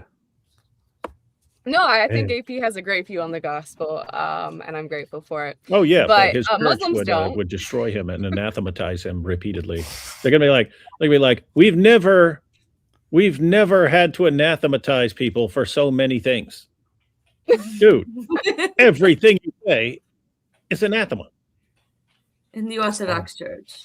I mean, it is apparently very, very difficult to grasp the very basic teachings of Orthodoxy, but this is literally what the Orthodox Church has taught for the last 2,000 years. So it's very wild, very wild. So it's so easy to come at morality claims. We can call Muhammad words. Yes. What I was actually trying to pull up is pretty much all the other religions say that it is work-based, that we get to heaven or don't. Obviously, Christianity teaches something different, and that is that it's only by the work of God, not by our own, because all of us are incapable of ever doing enough good works to ever earn perfection. God alone is perfect and sinless. But this Muslim was saying that it is about works, and you have to do enough good to get to heaven, and these sorts of things. And so I brought up, then what about Muhammad? Were Muhammad's works good enough?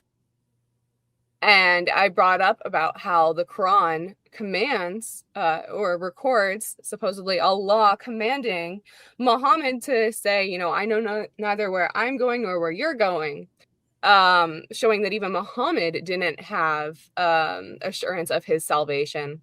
And so I brought that up, and I think that he brought up the, you know, tell me one sin that Muhammad did in response to that a bit later in the conversation, because Muhammad didn't even know if his good works were good enough for heaven. And ultimately, we know that one, they weren't, and two, that's not how he would get there anyway. If he were, clearly he didn't, based on everything we know. There was no repentance, only further evils. Yeah, he had that defense ready to go with Aisha. He was like, maybe you've heard the misconception that Aisha was 9. And it's funny because I pushed back on that, and I was like, well, you're Shia, right? And he was like, oh, Sunni Shia, you know, we're just Muslim, putting on that whole look for the non-Muslims there. But he did say that he affirmed Sahih Hadith, so he affirmed like Sahih Muslim, Sahih Bukhari, if I understand correctly, despite the fact that he's supposedly somewhat Shia. It was funny because his friend came up, and I was like, "You're Shia, right?" And he was like trying to stop him from answering, and he's like, "Yes, of course." And his friend's like, "No," Danny was like, "No, we're just Muslim," and that sort of thing. But I brought up how in the Quran and Sahih International shows this prior to their change. Something very important that you can bring up to Shia Muslims. And this was something that was actually advised for me to do by Adam Seeker. I had talked to him before our trip. And let me see if I can pull this up on my screen. But essentially, I had asked the Muslim who had openly said that he's Shia. Of course, this is a Shia march. I'm assuming pretty much everybody there was either Shia or sharing the gospel with Shias. But he recommended that I pull up, that I first ask, you know, what they believe about Aisha. And so I did. I asked, you know, do you believe that Aisha was wicked, essentially? And it was affirmed that she was, you know, evil and wicked and that sort of thing. And I was like, okay, cool. Because you know how in the Quran it says evil women are for evil men and evil men are for evil women. And they real quick. They're like, no, she wasn't wicked. She wasn't wicked. She just had one thing wrong with her, but she wasn't wicked. She wasn't wicked. What are you talking about? Which I thought was hilarious. But that definitely matters. It's crazy though, because if you go to like for example, Quran.com, you can still see when you go over like the Arabic to English for that verse where it says that. But in the English in Sahih International, it now says wicked words instead of wicked women. So like Really? It says like wicked words are for wicked men, and wicked men are for wicked words and these sorts of things. It's insane the edit that they've tried to do there, because that's clearly not what it says or what it says. That's crazy. Without lies, what happens to Islam? It dies. It dies. You have to cover it up. Jeremy Crawford said Dyer is running from Joel Osteen. I can actually confirm this. Joel Osteen wants to debate Jada, but Jada is terrified of Joel Osteen. Wait, as everybody really? else is. As everybody. No. That's not real. I was like, wait, okay, listen, it's late here. What's up? I've been awake for a very long time. We can say he's a warlord, a pedophile. We can come at their politics. None of it is persuasive to Muslim. Regardless of some claims, however. So false. So cool. That episode ticked me off so badly, like so badly for so long. Yeah, he teaches people that they shouldn't address the morality of Muhammad. He teaches people that they shouldn't address the things that Muhammad did to Aisha and to others. He's a gatekeeper. He's a gatekeeper. That's what he is. It's my way or the highway, and you have to do it my way or you're wrong. He's a gatekeeper. That's all that he is. He became he was an ex-Muslim. He went he went online. He has the charisma. He got famous way too damn quick, and he ended up getting puffed up. That's what happened with him. You see, Kenneth Copeland would cook all Ortho bros. They are too scared. This is true. This is true. That's true. But it is heartbreaking though, because and often more than most anything. So, what were you saying, something? yeah, I was just gonna say it is kind of heartbreaking though, because Ali Bastaki has been focusing a lot on Islam lately, and I think that she's doing great. She's had a lot of cool guests on. She's had Raymond Ibrahim on, and she's planning on continuing to do things, because when she polled her audience, they said one of the primary things that they are concerned with is Islam, and she has been focusing on it a lot since. That's good news. That's very good news. People should be focusing on that, and that is what Charlie Kirk was emphasizing in his last months, and I'm glad that some people are listening.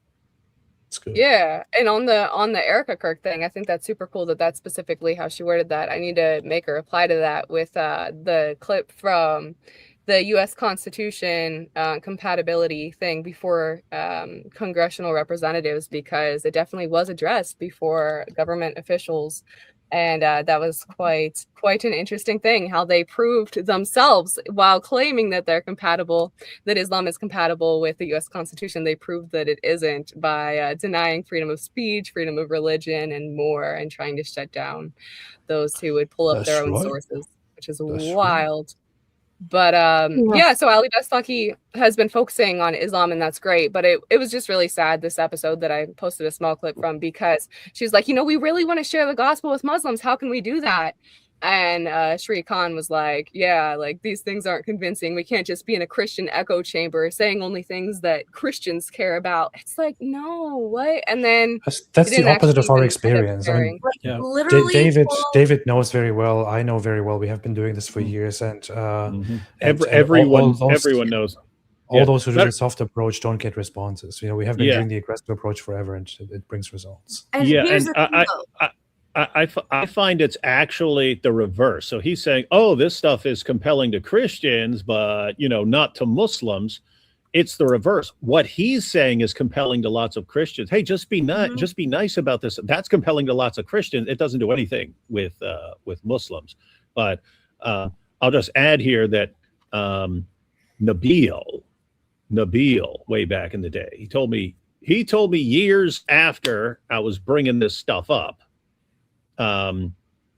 But when we were talking about, he said later on, it was specifically the issue of taking female captives, like even if their husbands were alive and stuff like that, and then being able to, being allowed to do whatever you want with them. He said he started thinking, well, there are lots of Muslims that don't consider my family Muslim because we're Ahmadis. He said, so do I think that it would be cool, it would be okay with God if, like, just regular Orthodox Sunni Muslims stormed a village with my mom and sister in there, and they just got to do with them whatever they wanted? Do I think that's from God? He said that was the first. He didn't tell me that then. He didn't tell me that when he was a Muslim. He told me that after he became a Christian. But when we talked about that when he was a Muslim, he acted like it didn't bother him at all. But he told me later on it was really, really bothering him. So that's the real principle, that if this guy's saying this doesn't bother Muslims, lots of Muslims will pretend these things don't bother them. And to be fair, there are Muslims that Muhammad could have tortured busloads of children. Well, he's the prophet, so it doesn't matter. But tons of Muslims are bothered by these things, and we know this. But they kind of put on a show and pretend they're not in the moment. But we know for a fact this stuff bothers Muslims. It's the biggest thing. Indeed. Inside of or outside of Islam. Thank you, Mr. Hijab. Yeah, he does the work for us, right? We have an actual list right now. Muslims, when you are doubting whether your religion is true, what's causing those doubts? Like, the number one answer was moral problems with Muhammad. Moral problems with Muhammad really bother Muslims. And so we're given that information, and simultaneously we're told, but don't use this. Wait, don't use the one thing that causes Muslims to doubt their religion? What? It's also important to recognize that for many Muslims, the primary thing standing in the way of accepting Christianity as true is already trusting in Islam, meaning often tearing down the lies of Islam allows the truth of Christ to be received. It seems like about 95% of the people I've seen leave Islam and become Christian only took Christianity seriously after having their confidence in Islam wrecked by other things. After all, if people don't realize they're sick, why would they desire a cure? People are touching character of Muhammad and Muslims are running away from Islam. I know personally over 1,000 ex-Muslims, and only one ex-Muslim I know who I didn't sit down and then like expose Islam. Furthermore, 2 Corinthians 10:5-6 demonstrates the importance of this, saying, "We destroy arguments and every lofty opinion raised against the knowledge of God, and take every thought captive to obey Christ, being ready to punish every disobedience when your obedience is complete." So, what happened when I focused on the immorality of Muhammad at the request of the Duat? So you asked what Muhammad did wrong?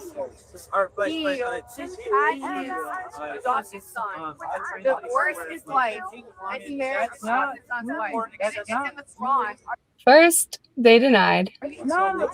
Then they wanted to see my claims proven from the Quran, I refuse. which is fair. I'm trying my best. Wait till he bends over. 1 second. And The guy that's talking to me with the tattoos. Al-Tabari was a... What? That guy, keep playing. Well, hold on. So, when he was reading the Quran on my phone, and then I said, and then he abolished adoption. I thought the reaction was so funny because he was like, "Yeah, so then why'd you marry her?" Which is, yeah, I agree. Anyway, sorry, continue. Affirmed as a reliable source. Yes, because Muhammad saw her undress and lusted after her, and then she really nothing. What are you talking about? Then I showed what's recorded in Al-Tabari. Then I remembered Muhammad raping Zainab. So I pointed it out. And you can see the sources for yourself in Is Islam's love for Jesus a lie? As well. The Muslims weren't happy. Hey, stop. Wait. We're keeping The portion's not there. Let me talk.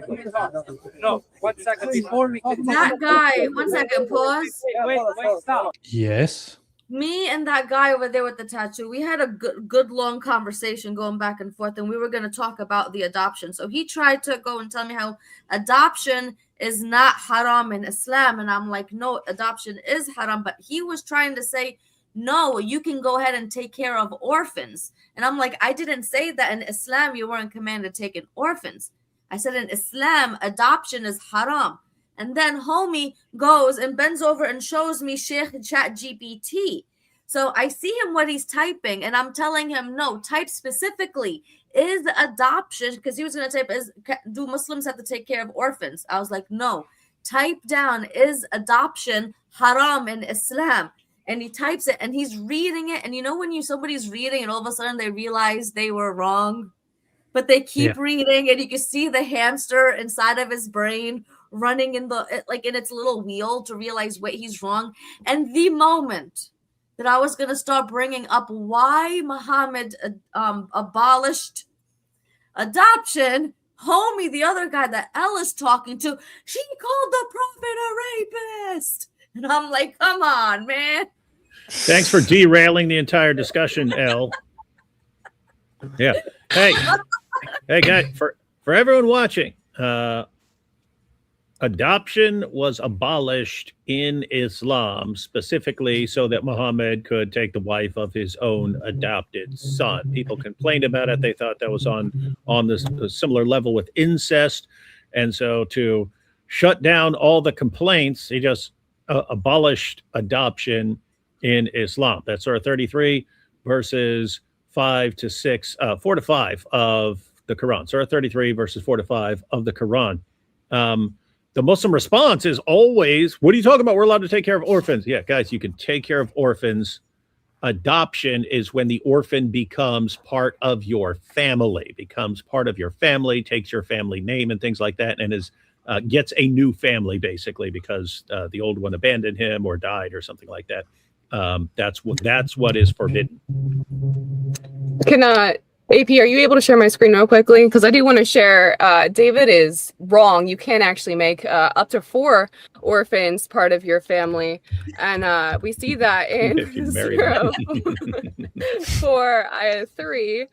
And it says, and if you fear that you will not deal justly with the orphan girls, then marry those that please you of women, 2 or 3 or 4.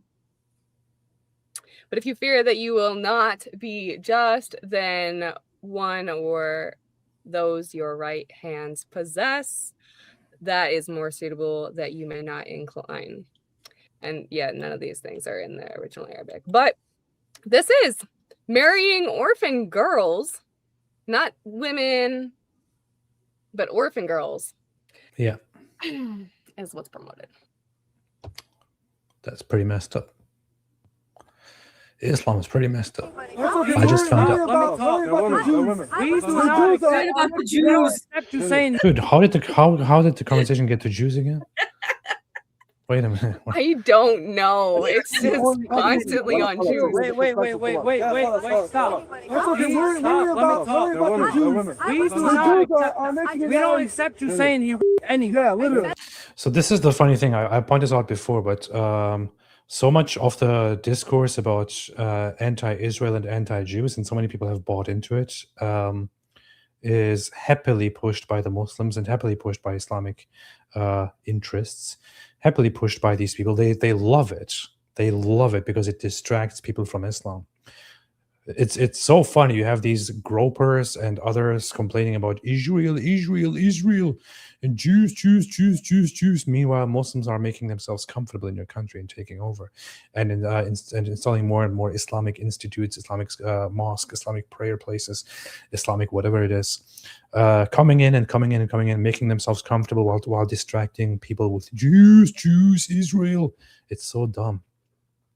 And it has always been their tactic.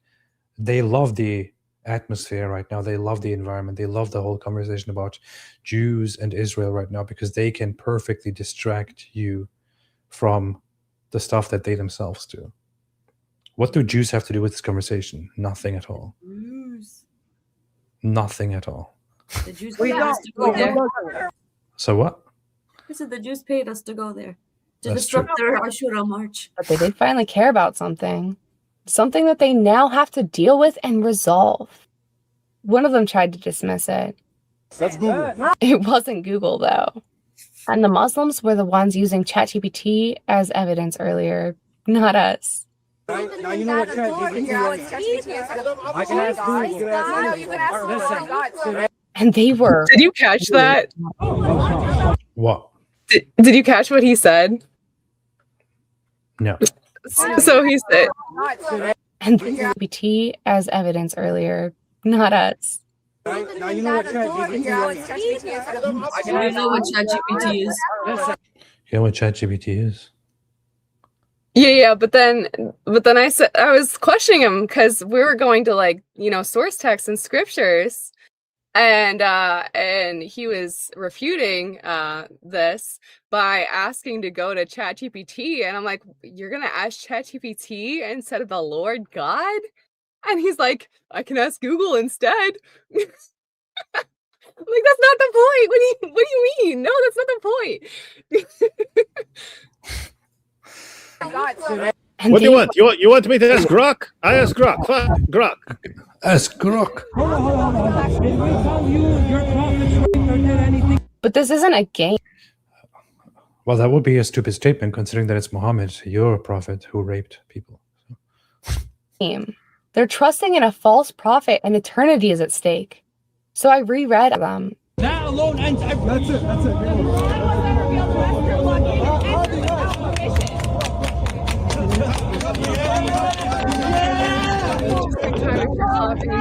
And then they turned back around, getting even angrier. That's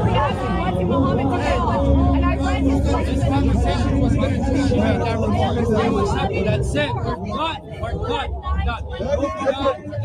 But they weren't mad about something said without. This is so funny. This reminds me of a clip I recently saw, which I decided not to review, where this Muslim guy, Muslim streamer, Muslim kick streamer or something like that, goes to, for some reason, is hanging out in a club with this Canadian singer, influencer, and model. Oh, and, that neon dude. Yeah, so she offers, somebody offers him a drink, and then she says, I didn't interview it for very obvious reasons, because of her appearance. Long story short, she's got her boobs all. Thank you, David. She got her boobs up in everyone's face. Thank you, David. And AP's like, can we review this? I'm like, I don't know, coin flip, dude. You might want to blur it or something. And then he ended up not doing it. Yeah, I said probably not. So, so she says, "Oh, he's a Muslim. He can't have drinks." And then he says, "Oh, what's wrong with that?" And she's like, "Nothing. I'm just pointing out you're a Muslim." And then he's like, "No, let's talk about it. Let's talk about Islam." She's like, "No, I'm good." He's like, "Yeah, look, come on, let's talk about it. What's wrong with it?" And he's like, "Okay, well, you believe in beating women, marrying multiple women, marrying children, and all that." And then he suddenly gets offended and starts walking away. So, and then makes a whole big drama trip out of it. So the Muslim guy, the Muslim streamer, insists that they talk about Islam. She's like, "No, we don't have to. I'm good. We're fine." He insists further on talking about Islam. And she's like, "All right, fine. Your religion abuses women and you believe in marrying children." He's like, "Well, how could you say this?" And then starts walking away. That's basically the scenario. Why is this such a common thing that they do? They want to talk. They ask you about what's wrong with Islam. You tell them what's wrong with it, and then they are outraged or offended. It's incredible, man. Evidence. They were mad about things said by their affirmed sources. And they don't just go away. Even if I do. And even when I did. After things kept escalating, Sarah asked for us to go, and I didn't want to, but I listened. She's a party pooper. No, not a party pooper. He's like, "Please, Elle, we need to leave." I'm gonna comment on that. And they had Sarah shook. They had Sarah shook, and she's like, "We need to get out of here. I can't deal with all this powerful dawah." The opposite. I can tolerate a whole lot, but the dude that I was talking to over there, we still got to go ahead and use wisdom, because I don't care. It's like, I'm gonna go talk to a Muslim. I really don't care. But the dude that I was talking to with the tattoos, when I went to go approach him, because I was still approaching them, there was still a scene where everybody was still making their shouting and all these things, and I was talking, and the guy, he goes and he calls me Danny. He tells me, "It's not a good look for you, leave," with a face of concern. He knew something was going to happen, and I felt that when he was talking. Not a little while later, not even a few seconds later, another lady came, and she was like, "You girls are the ages of my daughters. You have to leave. Leave now." And I'm like, we need to leave, Elle, because no matter what, you still have to use wisdom. You can't just go ahead. There's other things we can go do, okay? I'm all for throwing hands and all these things, but like, let's just use wisdom and walk off. That's what I wasn't looking to throw hands, for the record. I was looking to continue conversations. I know, but you know what? Solidified that thought, because that same dude, Danny, was picking up the dude and removed him, and he was trying to de-escalate his own people. Like, he realized that they were trying to do something. So by God's grace, he used an evil dude to calm things down where things could have been way worse. That's what was being communicated. If I'm hearing that, we're still two girls without a weapon on us. So powerful stuff. What just happened, we reflected on what mattered most to them as we walked away. The morality of Muhammad. Yes. Then I started new conversations with more Muslims. I know today you're celebrating Hussein, right? Yeah. And his martyrdom. But like, as a Christian, we of course celebrate that Jesus, who has always been God, added humanity to his divinity, lived a perfect life, was crucified and resurrected, just as he promised. But in the middle of our new conversations, the angry Dawa dudes found us, even more livid than before. We have more than one prophet, though. Like, not crucified against our religion. They couldn't explain why Jesus submits to God, so they call Prophet Muhammad a rapist. She did right. Real quickly. They call Prophet Muhammad a rapist. Leave him alone. We can record. You can record. Thank you. Did you call Muhammad a rapist? I didn't She use didn't those flat out say words. it. They interpreted it, which shows Did you that he call knows the Muhammad a rapist? Oh, I said that the source says that he raped Zainab. how could you call a And rapist a rapist? That's pretty messed up of you. it wasn't because of anything that they claimed here, though. They were saying we couldn't explain why Jesus submits to God, so we called Prophet Muhammad a rapist. That is not how that conversation went at all. They said, show me one thing that Muhammad did wrong. And I didn't even just jump to like rape. I was like, you know, he married his adopted son's wife. He had them get divorced, then he married her. That's what I was focused on. And those sources then talk about how Muhammad entered her without permission. But that's how that kind of got to there. Nothing to do with Jesus. And even though they kept running their Dawa scripts and stuff, like they didn't actually seem to care about those things anyway. So it was dealing with Muhammad that their problem was. I just find it wild that he was like coming through with his phone like, they couldn't explain, so they called Prophet Muhammad a rapist. No. But what's interesting is that's how they interpreted it on their own. That Muhammad raped her, which means is like, this is your own sources. You should not be getting mad at Elle. You should be getting mad on these sources. But here we have there. That just shows, I don't know. I just think Romans 1, they suppress the truth and unrighteousness.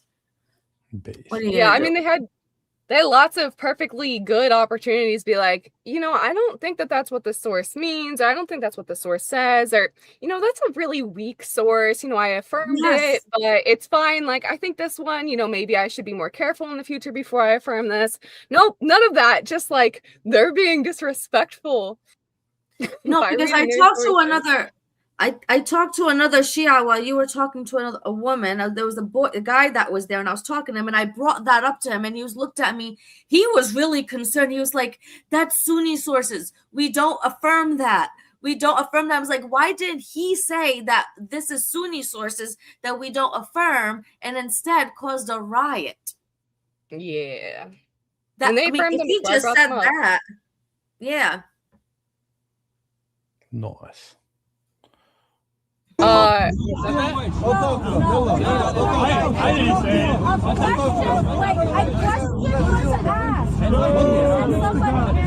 it. They screamed at us and riled up the other Muslims. Then some started to storm off. But by that point, no matter how many times they acted like they were leaving, they had already incited the crowd to violence. Almost right? Dude, it's like a comedy. It's like legit a comedy. It never stops being about Jews in Israel out of nowhere. To violence. Look, I have Jewish friends. I have been around a lot of Israelis, Zionists. They usually talk significantly less about Israel than these Muslims. It's crazy, man.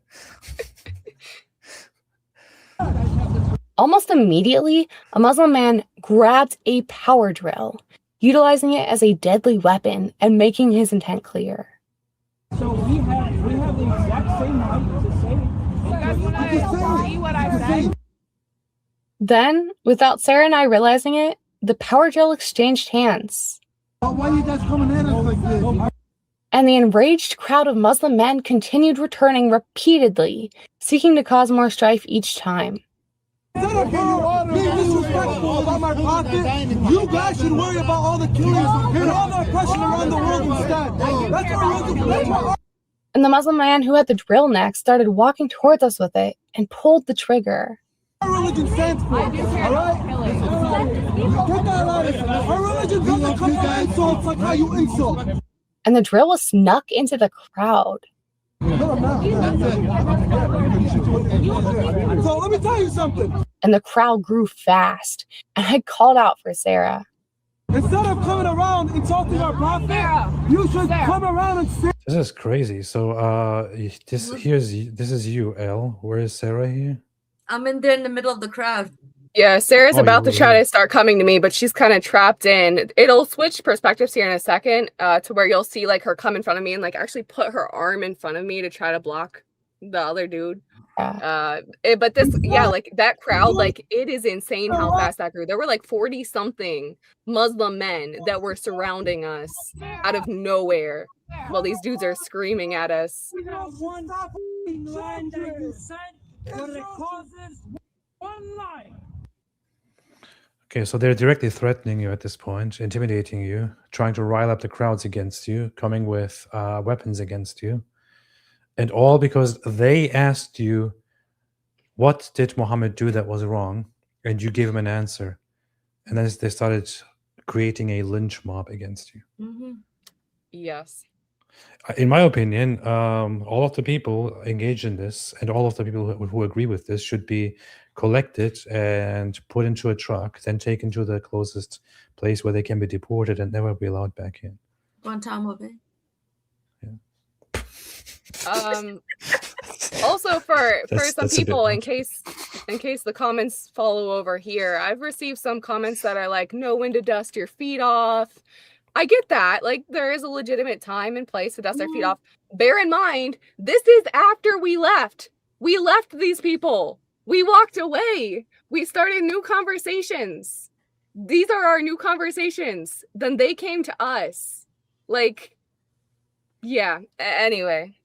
This shouldn't be happening in America, man. This kind of stuff has been happening in Europe. Many places in Europe are far gone by now. This kind of stuff should not be happening in America. It's like, I mean, there was a time where I thought, oh yeah, America. No, not America. America is not like Europe, but America is allowing these things to happen as well, and it continues to grow.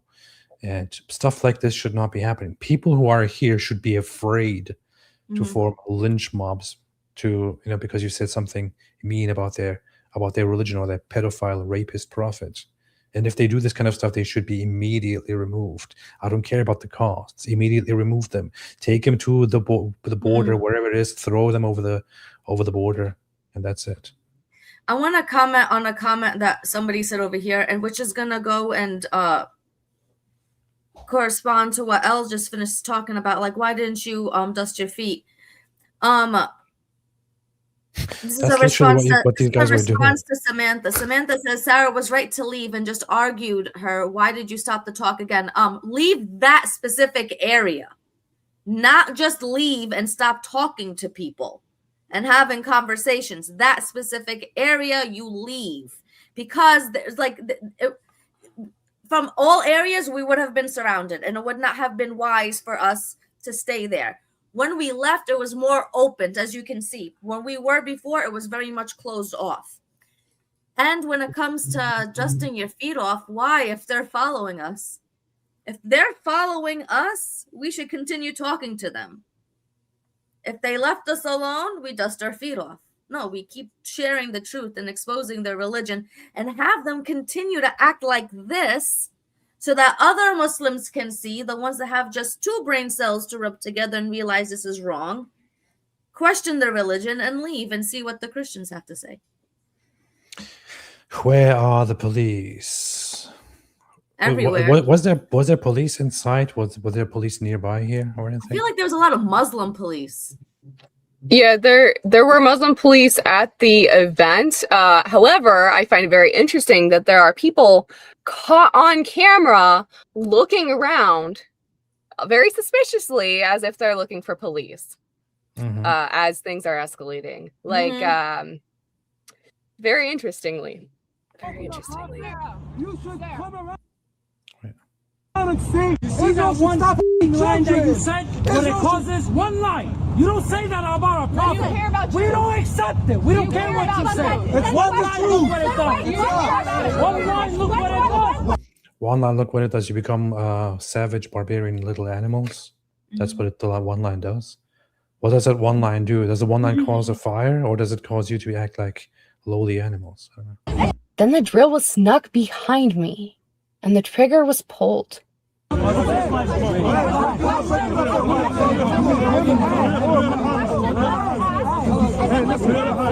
And the camera captured one of the Muslim men from before, desperately begging our Christian brother to get us to leave again. Come on, go. Come on, boy.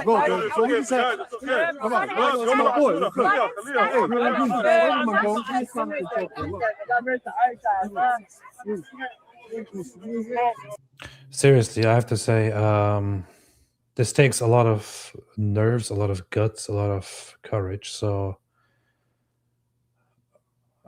I must say this was a very brave act of both of you to go in there and do that. But next time you should go with more people to protect you. I'm going next year too. Elle and I are going next year. Elle, you going next year? I notice you don't Lord see, willing. Notice you don't see Jay Dyer there. I So will God say bless you though, for doing that, and the protection of God, despite your mistaken beliefs, still that you do great work and God protects you here. So So what do you mean? Elaborate what you mean by mistaken. Yeah. Elaborate. Say more. Say more words. I already said what I said. Well, he's saying we're pouring gasoline.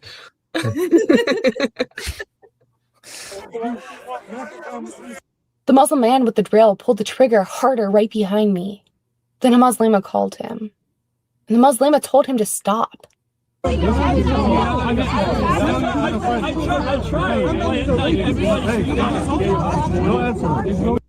don't know if you could see the Muslim woman at the back. I thought about circling her in the video, and I actually did have it on screen, and then I deleted it before I exported because I didn't want to draw too much attention to her in case she has any lashback. But yeah, I don't know if you could hear her in that, but she called to the man with the power drill, and she was like, "Don't, please don't." And he's like, do you know what I noticed though after that? Please no, don't. Like, please no, don't. And then she smirked. It's like she was like, "Don't do it," but she was still acting like it was a game on her side. Requested. Well, her buddy the first couple of times. I had no idea what was at stake, and the power drill was prepared right behind me as the man using it stepped closer. And multiple men stepped behind me, blocking my escape. They got very sketchy very good. I tried to get out of the crowd again, and another Muslim man from the crowd yelled, "It's all good, bro. Jesus is gonna take all our sins." Do you understand why he said that? I'm pretty sure I do, and I don't think it's just their sins they were talking about getting taken away then. Even once we were in a slightly safer position, where it was much harder to get behind us without our knowing, the plotting didn't seem to end. While a Muslim told the crowd to calm down, one of the Muslims who was acting like a lookout kept asking me what the camera could capture. You came here preaching the wrong thing, baby. Don't come here preaching about killing. It was extremely sketchy. We were still not safe. Remember that. The Lord preach about the children being murdered. Preach about all the injustice in the world. Then he shouted over towards the Muslim with the drill. I'm asking her if it's a 360 camera. But then one of the Muslims from before stepped back in. Yeah, it is. It is. They've been recording us for hours. The lookout-looking dude went and told the others. Then the Muslim man with the drill stood there watching from a distance. He finally handed the drill off. Not everyone's right. You have to follow what you guys want. You follow what you want. That's it.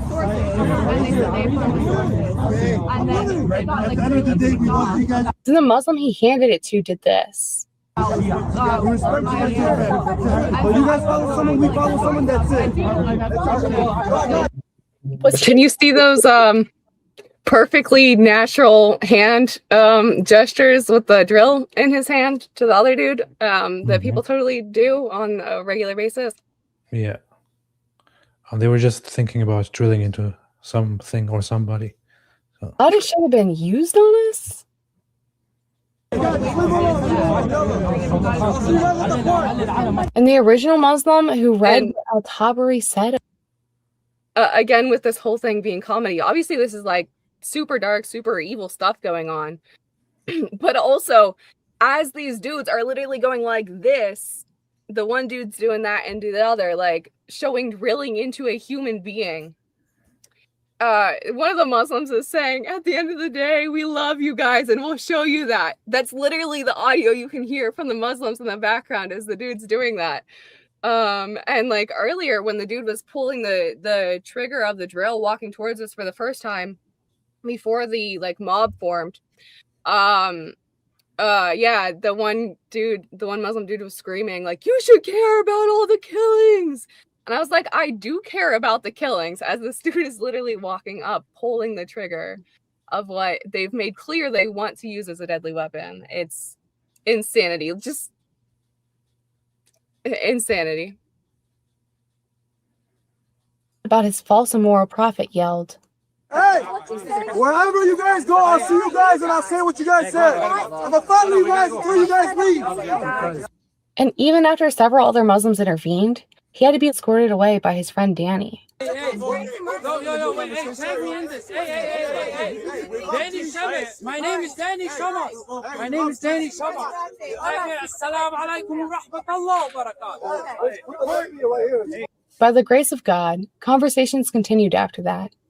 But had it not been for the 360 camera or some other intervention, I don't know that we would have been capable of having them.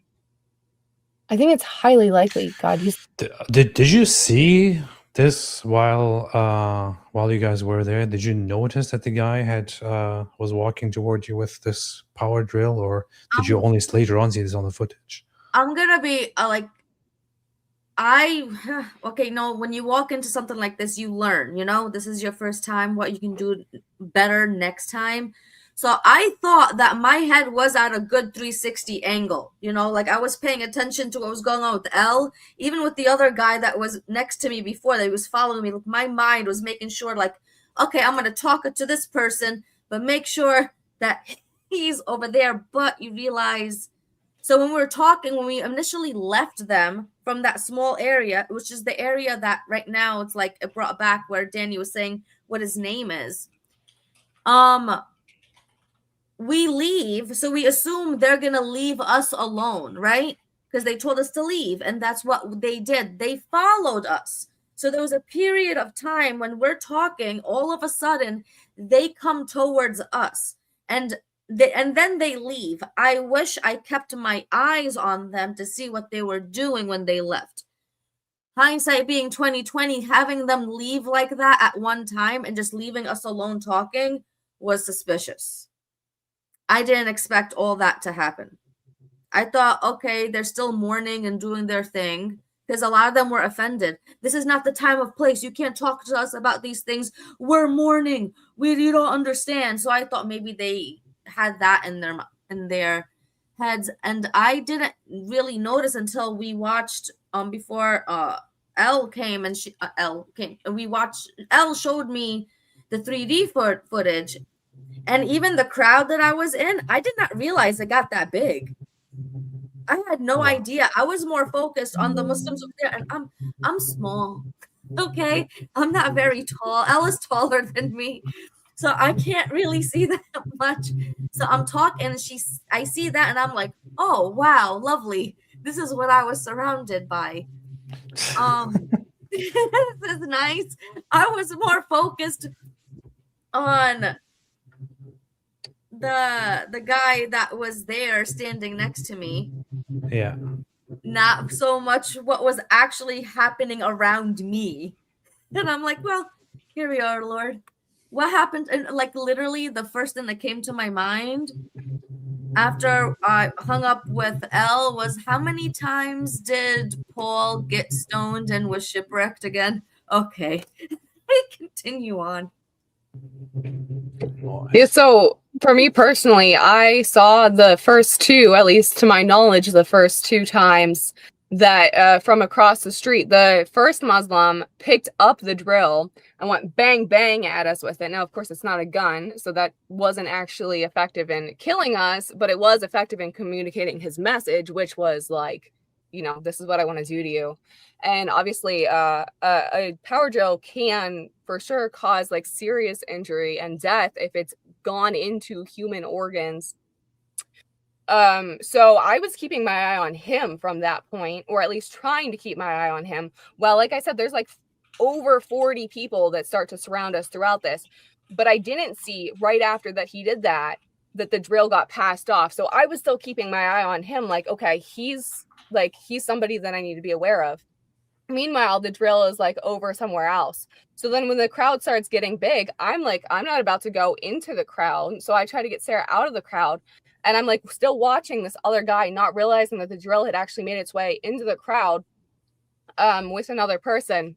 And then certainly the way that I was standing, I was trying to see everything around me. But the way that the guy walked behind me was like apparently directly behind like where my hat is or whatever, as far as like not being able to fully see him.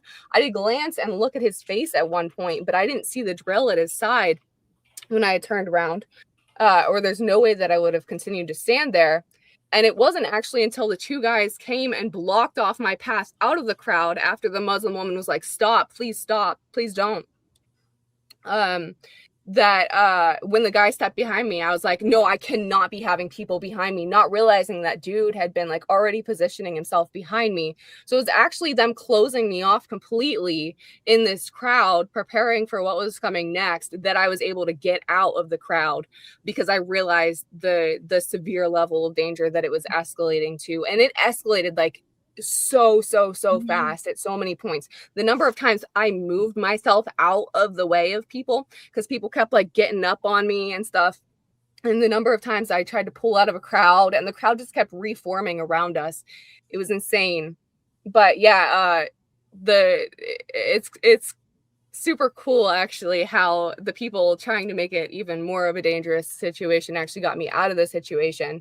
But even trying to get out of the crowd, you know, when I turned around, that's when I like really realized like this is like really so much worse than I thought that it was. I knew it was bad, but I didn't know it was this bad. It was that And then bad. going back on the footage and like hearing the things that people were saying to each other in the background this whole time, while I had no clue. You know, there's like tons of conversations that are all going on, and the camera's picking up a bunch of it, which is why the audio is hard to hear. I was hoping to like upload more of this footage, and I probably still will upload more of it at other points, but because there's so many different conversations happening in tandem, you kind of have to like know what you're listening to and just hone into that part.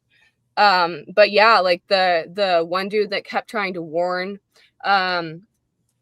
for like begging for us to leave, like I had no idea most of the things that he was saying, including like, boy, I asked my mama if this was a peaceful march. Like that was interesting to me. And also like saying like, please don't let this happen. Like he knew what was going on when we didn't have a clue what was going on. And he was begging for us to get out and to be safe. So shout out to the Muslims who did try to like intervene. Obviously Islam teaches evils and violence, but you know, every single Muslim there, I would say, is far better than Muhammad was, far better than Muhammad commanded. But yeah, it was far worse than we realized while we were in the situation, as far as the danger that we were in. And specifically when I repositioned, after I realized just like how much I was missing, I made it so that like you couldn't really get behind me unless you walked around the car, at which point I would probably notice, or you walked out of the house, at which point I'd probably notice, or you walked like up the sidewalk, either direction, because I was like, yeah, I cannot be having people get behind me. Like we are not doing this. That is not good. Not good. The camera to save my life. Or maybe the Muslims who wanted to murder me showed self-restraint for other reasons, even if they didn't want to. Either way, I'm thankful. It's a blessing to still be alive and still proclaim the gospel of life to those that are perishing. I do appreciate anyone who tried to help save our lives as well, even without our knowledge. Most of what I do know about what was going on around me is because of what the camera captured. And I still haven't seen or heard all the footage yet. So who knows what else I'll hear and see when win or if I do. Even though it's obviously not ideal that Muslims turned murderous during it. I'm still glad the Dawa dudes actually cared about something. Something that matters a lot. And I would have loved to show them more. I still would love to show them more. Because if Muhammad didn't demonstrate an excellent pattern of morality, as Quran 33:21 claims, and if Muhammad wasn't of great moral character, as Quran 68:4 claims, then Muhammad is a false prophet, the Islamic Allah is a false god, and Islam is a false religion. And frankly, all the other evidence also shows Muhammad is a false prophet. It is totally based. And the Islamic Allah is a false god. And Islam is a false religion. And yes, talking about the immorality of Muhammad came at the cost of other conversations. But they were ones those Muslims didn't even seem to care about anyway. And the outbursts of the enraged Muslims also drew in more to hear. You guys have a bigger problem. And the crowds did hear. And the gospel was shared. And other Muslims continued to discuss with us. The scholars. Actually, that's a one point difference. Look, don't say that. And live the perfect life and was crucified and resurrected on the wages of sin with their faith and trust in Him, extending the offering of restored relations and loves us so much that you're created in Somebody told us. So, yes, taking extra security precautions seems to be important. Watching my back better also seems super important. But refraining from these types of conversations in the future isn't the solution.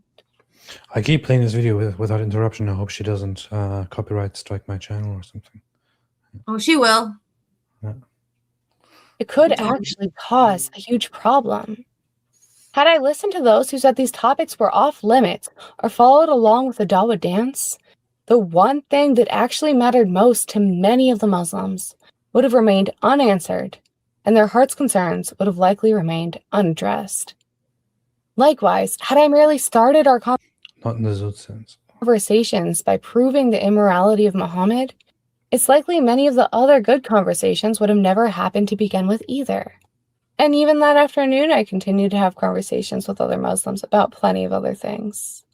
But this is why understanding your audience is so important.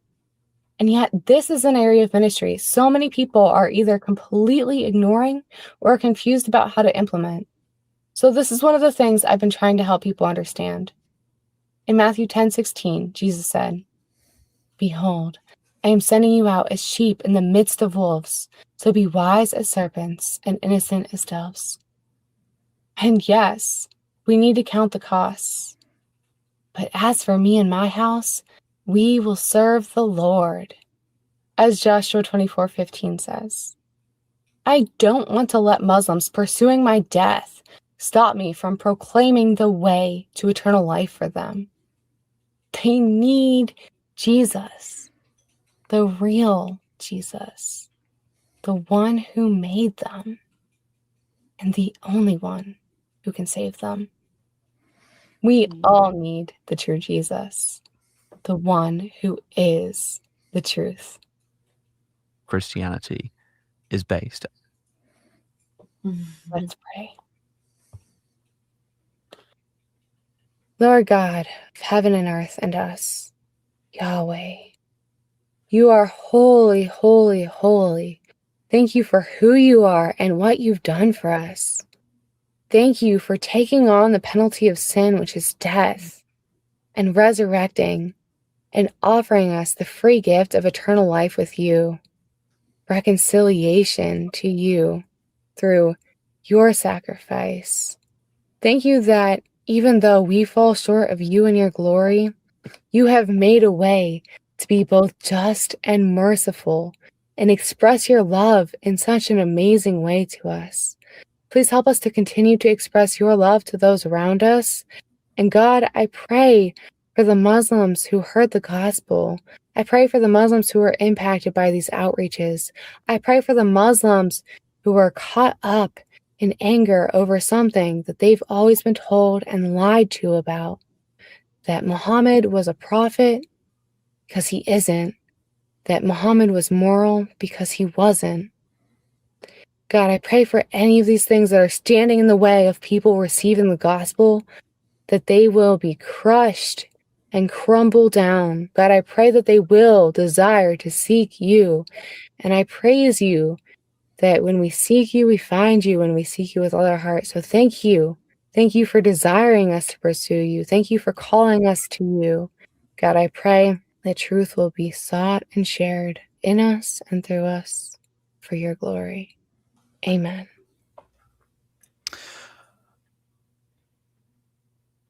Amen. Want to learn more? Join me over here. Yeah, you can join over there. I have already, by the way, linked the video in the description of this live stream. So everybody go and check it out. Subscribe to Elle. Subscribe also to Apostate of Allah. Actually, I didn't link the account in the description. I only linked the original video in the description. I will do that as we speak. That is Elle. Putting this in the description right now. And hey, Apostate dirtbag, of Allah you should be description putting. Hey, you should be putting a link to their Patreons or whatever on there as well. Why are you calling me a dirtbag? When you can just I'm just saying, because you weren't going to do that. You're like, no, I only want people to fund what I do. When you're sitting there in your little nerd studio there, and they're out on the front lines in Dearborn, surrounded by jihadis, and it's good equipment that they have that is saving them, and that stuff is not free. That's all I'm saying. Okay, that sounds like a good point. I will take it into consideration. No, do you have do you have your Patreon stuff listed on your? Oh yeah, you do. Okay, I see it now. I will do that. I will add all of that to the description, so everyone who wants to, who can, go and support Elle in what she does, and support Apostate of Allah in what she does, can find the links to all of that in the description of this video. So go and do. Thank you. Okay, anything else? And shout out to everybody who hyped it, because y'all are awesome. I appreciate it. It's good to get this stuff out there and people to actually see several things. One, that this stuff is happening within America, and I think most people don't really take this seriously yet. They don't really realize, like, a lot of people think like, oh yeah, like there's Muslims somewhere else, but not really here. Like, why would I care? And first of all, you should care because everybody needs Jesus, as discussed. But also, they are standing in the way, or at least attempting to stand in the way, of even more people knowing Jesus and being able to share him and pulling all these sorts of stunts. And so I do think it's important to have the awareness of what's really going on. So thank you each for your help. Well, if we're going to talk about support, I did set up a give, send, go, because I am feeling called to go ahead and go do more evangelism and stuff, and that does, and do more equipment and cameras and doing these things more full time. So I did set up a give, send, go. So if anybody were to give anything, that's where it would go to, those kinds of stuff, specifically those things. So if it would I'm way be ahead for of you. things. Way ahead of you. I've already put the link in the description for your give, send, go. So. Oh, thank you. I appreciate it.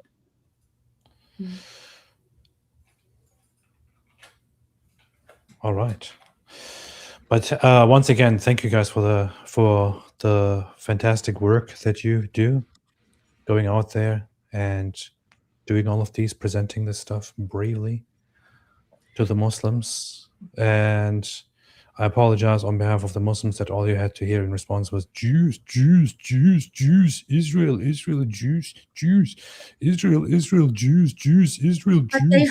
But they heard the gospel. Like, one of my pet peeves, as somebody who left Islam and became a Christian, I was angry that nobody shared the gospel with me. Nobody told me the good news. I saw Christians. Christians told me Jesus loves you. Christians never told me why. So even though they're they acted the way that they acted, they heard the gospel.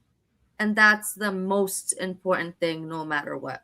So they can go ahead and scream Jew, Jew, Jew, Jew, Jew till their heads blow up, metaphorically speaking. It's a metaphorical matter, not literally. Hopefully leave Islam before you're led to do that. But that is what's important. I mean, like, what Muslim before they left Islam has not went out and said Jew, Jew, Jew, Jew, Jew, Jew, Jew? That's correct. Yeah, you're making a good point. It is a metaphysical matter. I just wanted to point in defense of the Muslims who are screaming Jew, Jew, Jew, Jew, Jew, Jew, Jew. If you open up the Quran and you're like, hey, what's wrong with this crazy religion here? It's all like Jew, Jew, Jew, Jew, Jew, Jew, Jew, Jew, Jew, and the Jews and Christians too, but Jews. That's correct. So, Paul I thought it says, was super important when you went through the children of Israel passages in the Quran, because I still think most people, like, it's another thing that they just don't know about and aren't aware of. Palestine this, Palestine that, but Allah says the children of Israel. So the children of Israel.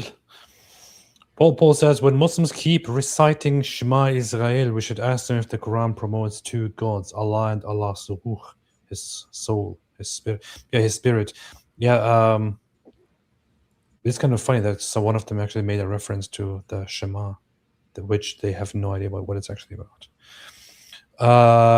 Gapani Maki Studio says, I'm cursed. I have women fighting over me. Don't know which one to pick. That's good. Good for you. Zatkovich Rish says, if anyone was trying to start a military system, its sexual ethics would be exactly like Islam's. Yeah. Okay, that's cool. Bajanji says, guys, do you know about famous Indian ex-Muslim Sahil? Don't know much about it. Balthazar Course, Elle, can we please have some Silly J AI charity videos and a Silly J versus ChatGPT with that's a good idea. answers. Charity bless you videos. all and your work. Silly J charity videos. I have both of those on my channel already. I have a Silly J charity video of her proving that it's not AI, guys. It's not AI, and you guys should definitely check that out. And then I also have a Silly J video where she asks ChatGPT who Allah is, according to all these Quran and Hadith passages, and that's quite interesting as well. I've also got some other Silly J shorts on my channel showing the perfect preservation of the Quran and that sort of thing. Nice. I can put those on the backstage if you want those. Deep Badani says, guys, do you about Zafar Heretic? No. My fairy tale life, truth is haram in Islam. You see, this is the proof. I hope FBI HLS is noting these evil men. Sorry again to Sarah and Elle for not being hyper observant while we were there. Nice. Obedience is key, says you girls need to train in Wing Chun. It's a very dangerous situation you are in. God bless you all. Martial arts would be good, but I don't think it's very helpful against a huge crowd of a lynch mob. Wing Chun, come on. Wing Chun. It's a very good. It's a very, very good technique, man. It's a very good discipline. How dare you insult the best form of martial arts? The only thing that works in big groups like that is ching ching pow. Ching ching pow. No, just kidding. Slash collapse. No one can save even Allah Momo. Yeah. New Fed will apply to get Second Amendment privileges back. David Wood. Can you do that? David, you should try it. Unique Pets, I hope this sisters motivate us to proclaim gospel. Yes, I pray that you do. All right, everybody, anything else? Anything else, y'all? No? I would encourage people to go out and share the gospel for themselves. Don't just like watch people do it. Go do it yourself. Yeah. I was gonna say Very that. important. And if you see a Muslim, like, share the gospel with them. Don't see these things and be afraid of it. Like, they need to hear the gospel. They are on their way to hell. Like, as they stand, see, how can you see somebody as a Christian who has the Holy Spirit, that bears the name of Christ, see somebody that has the wrath of God on them, you've tasted the goodness of God. How can you not share the good news with them in hopes that they would come to faith? So don't be afraid. Oh, look, I can't take them. What will they say to me? I mean, like, you don't. So what? Even Paul said he doesn't know he doesn't come with fancy speech, and all he knows is Jesus Christ and him crucified. Just approach them and share the gospel with them. Don't. That's also. Yeah. Go ahead. No. What you gotta say? No, I was just gonna say that's also the solution to like all of these problems. Christ is the solution to this this violence. Christ is the solution to Sharia law. Christ is the solution to what we see going wrong in America, whether it's with Islam or with other things, and even across the world. Yeah. That's right. That's right. All right. I'm going to redirect everybody here after this to our friend Nick Matao's channel, because he's currently having a debate. He's live at midnight. Yeah. I can't redirect people to that channel. Redirect privilege is needed. Ask Nick Matao to give permission. He doesn't know how rating works, man. Anyway, bad luck for Nick Matao. But anyone who wants to watch a good debate, go to Nick Matao. Nick Matao, he's live right now debating the topic of the Charlie Kirk assassination, and he will do a good job. So everybody go over to Nick Matao. That said, once again, thank you, Elle and Apostate of Allah. And thank you, everybody, for being here, for watching. No thanks to David. And God bless you all, everybody. Have a wonderful night. And as always, stay away from Islam. Stay away from Islam. Stay away from Islam. Stay away from Islam. Stay away from Islam. Stay away from Islam.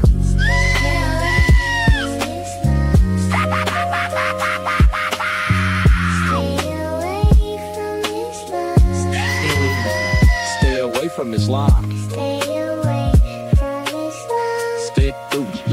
Stay away from Islam. Stay away from Islam. Stay away from Islam. Stay away from Islam.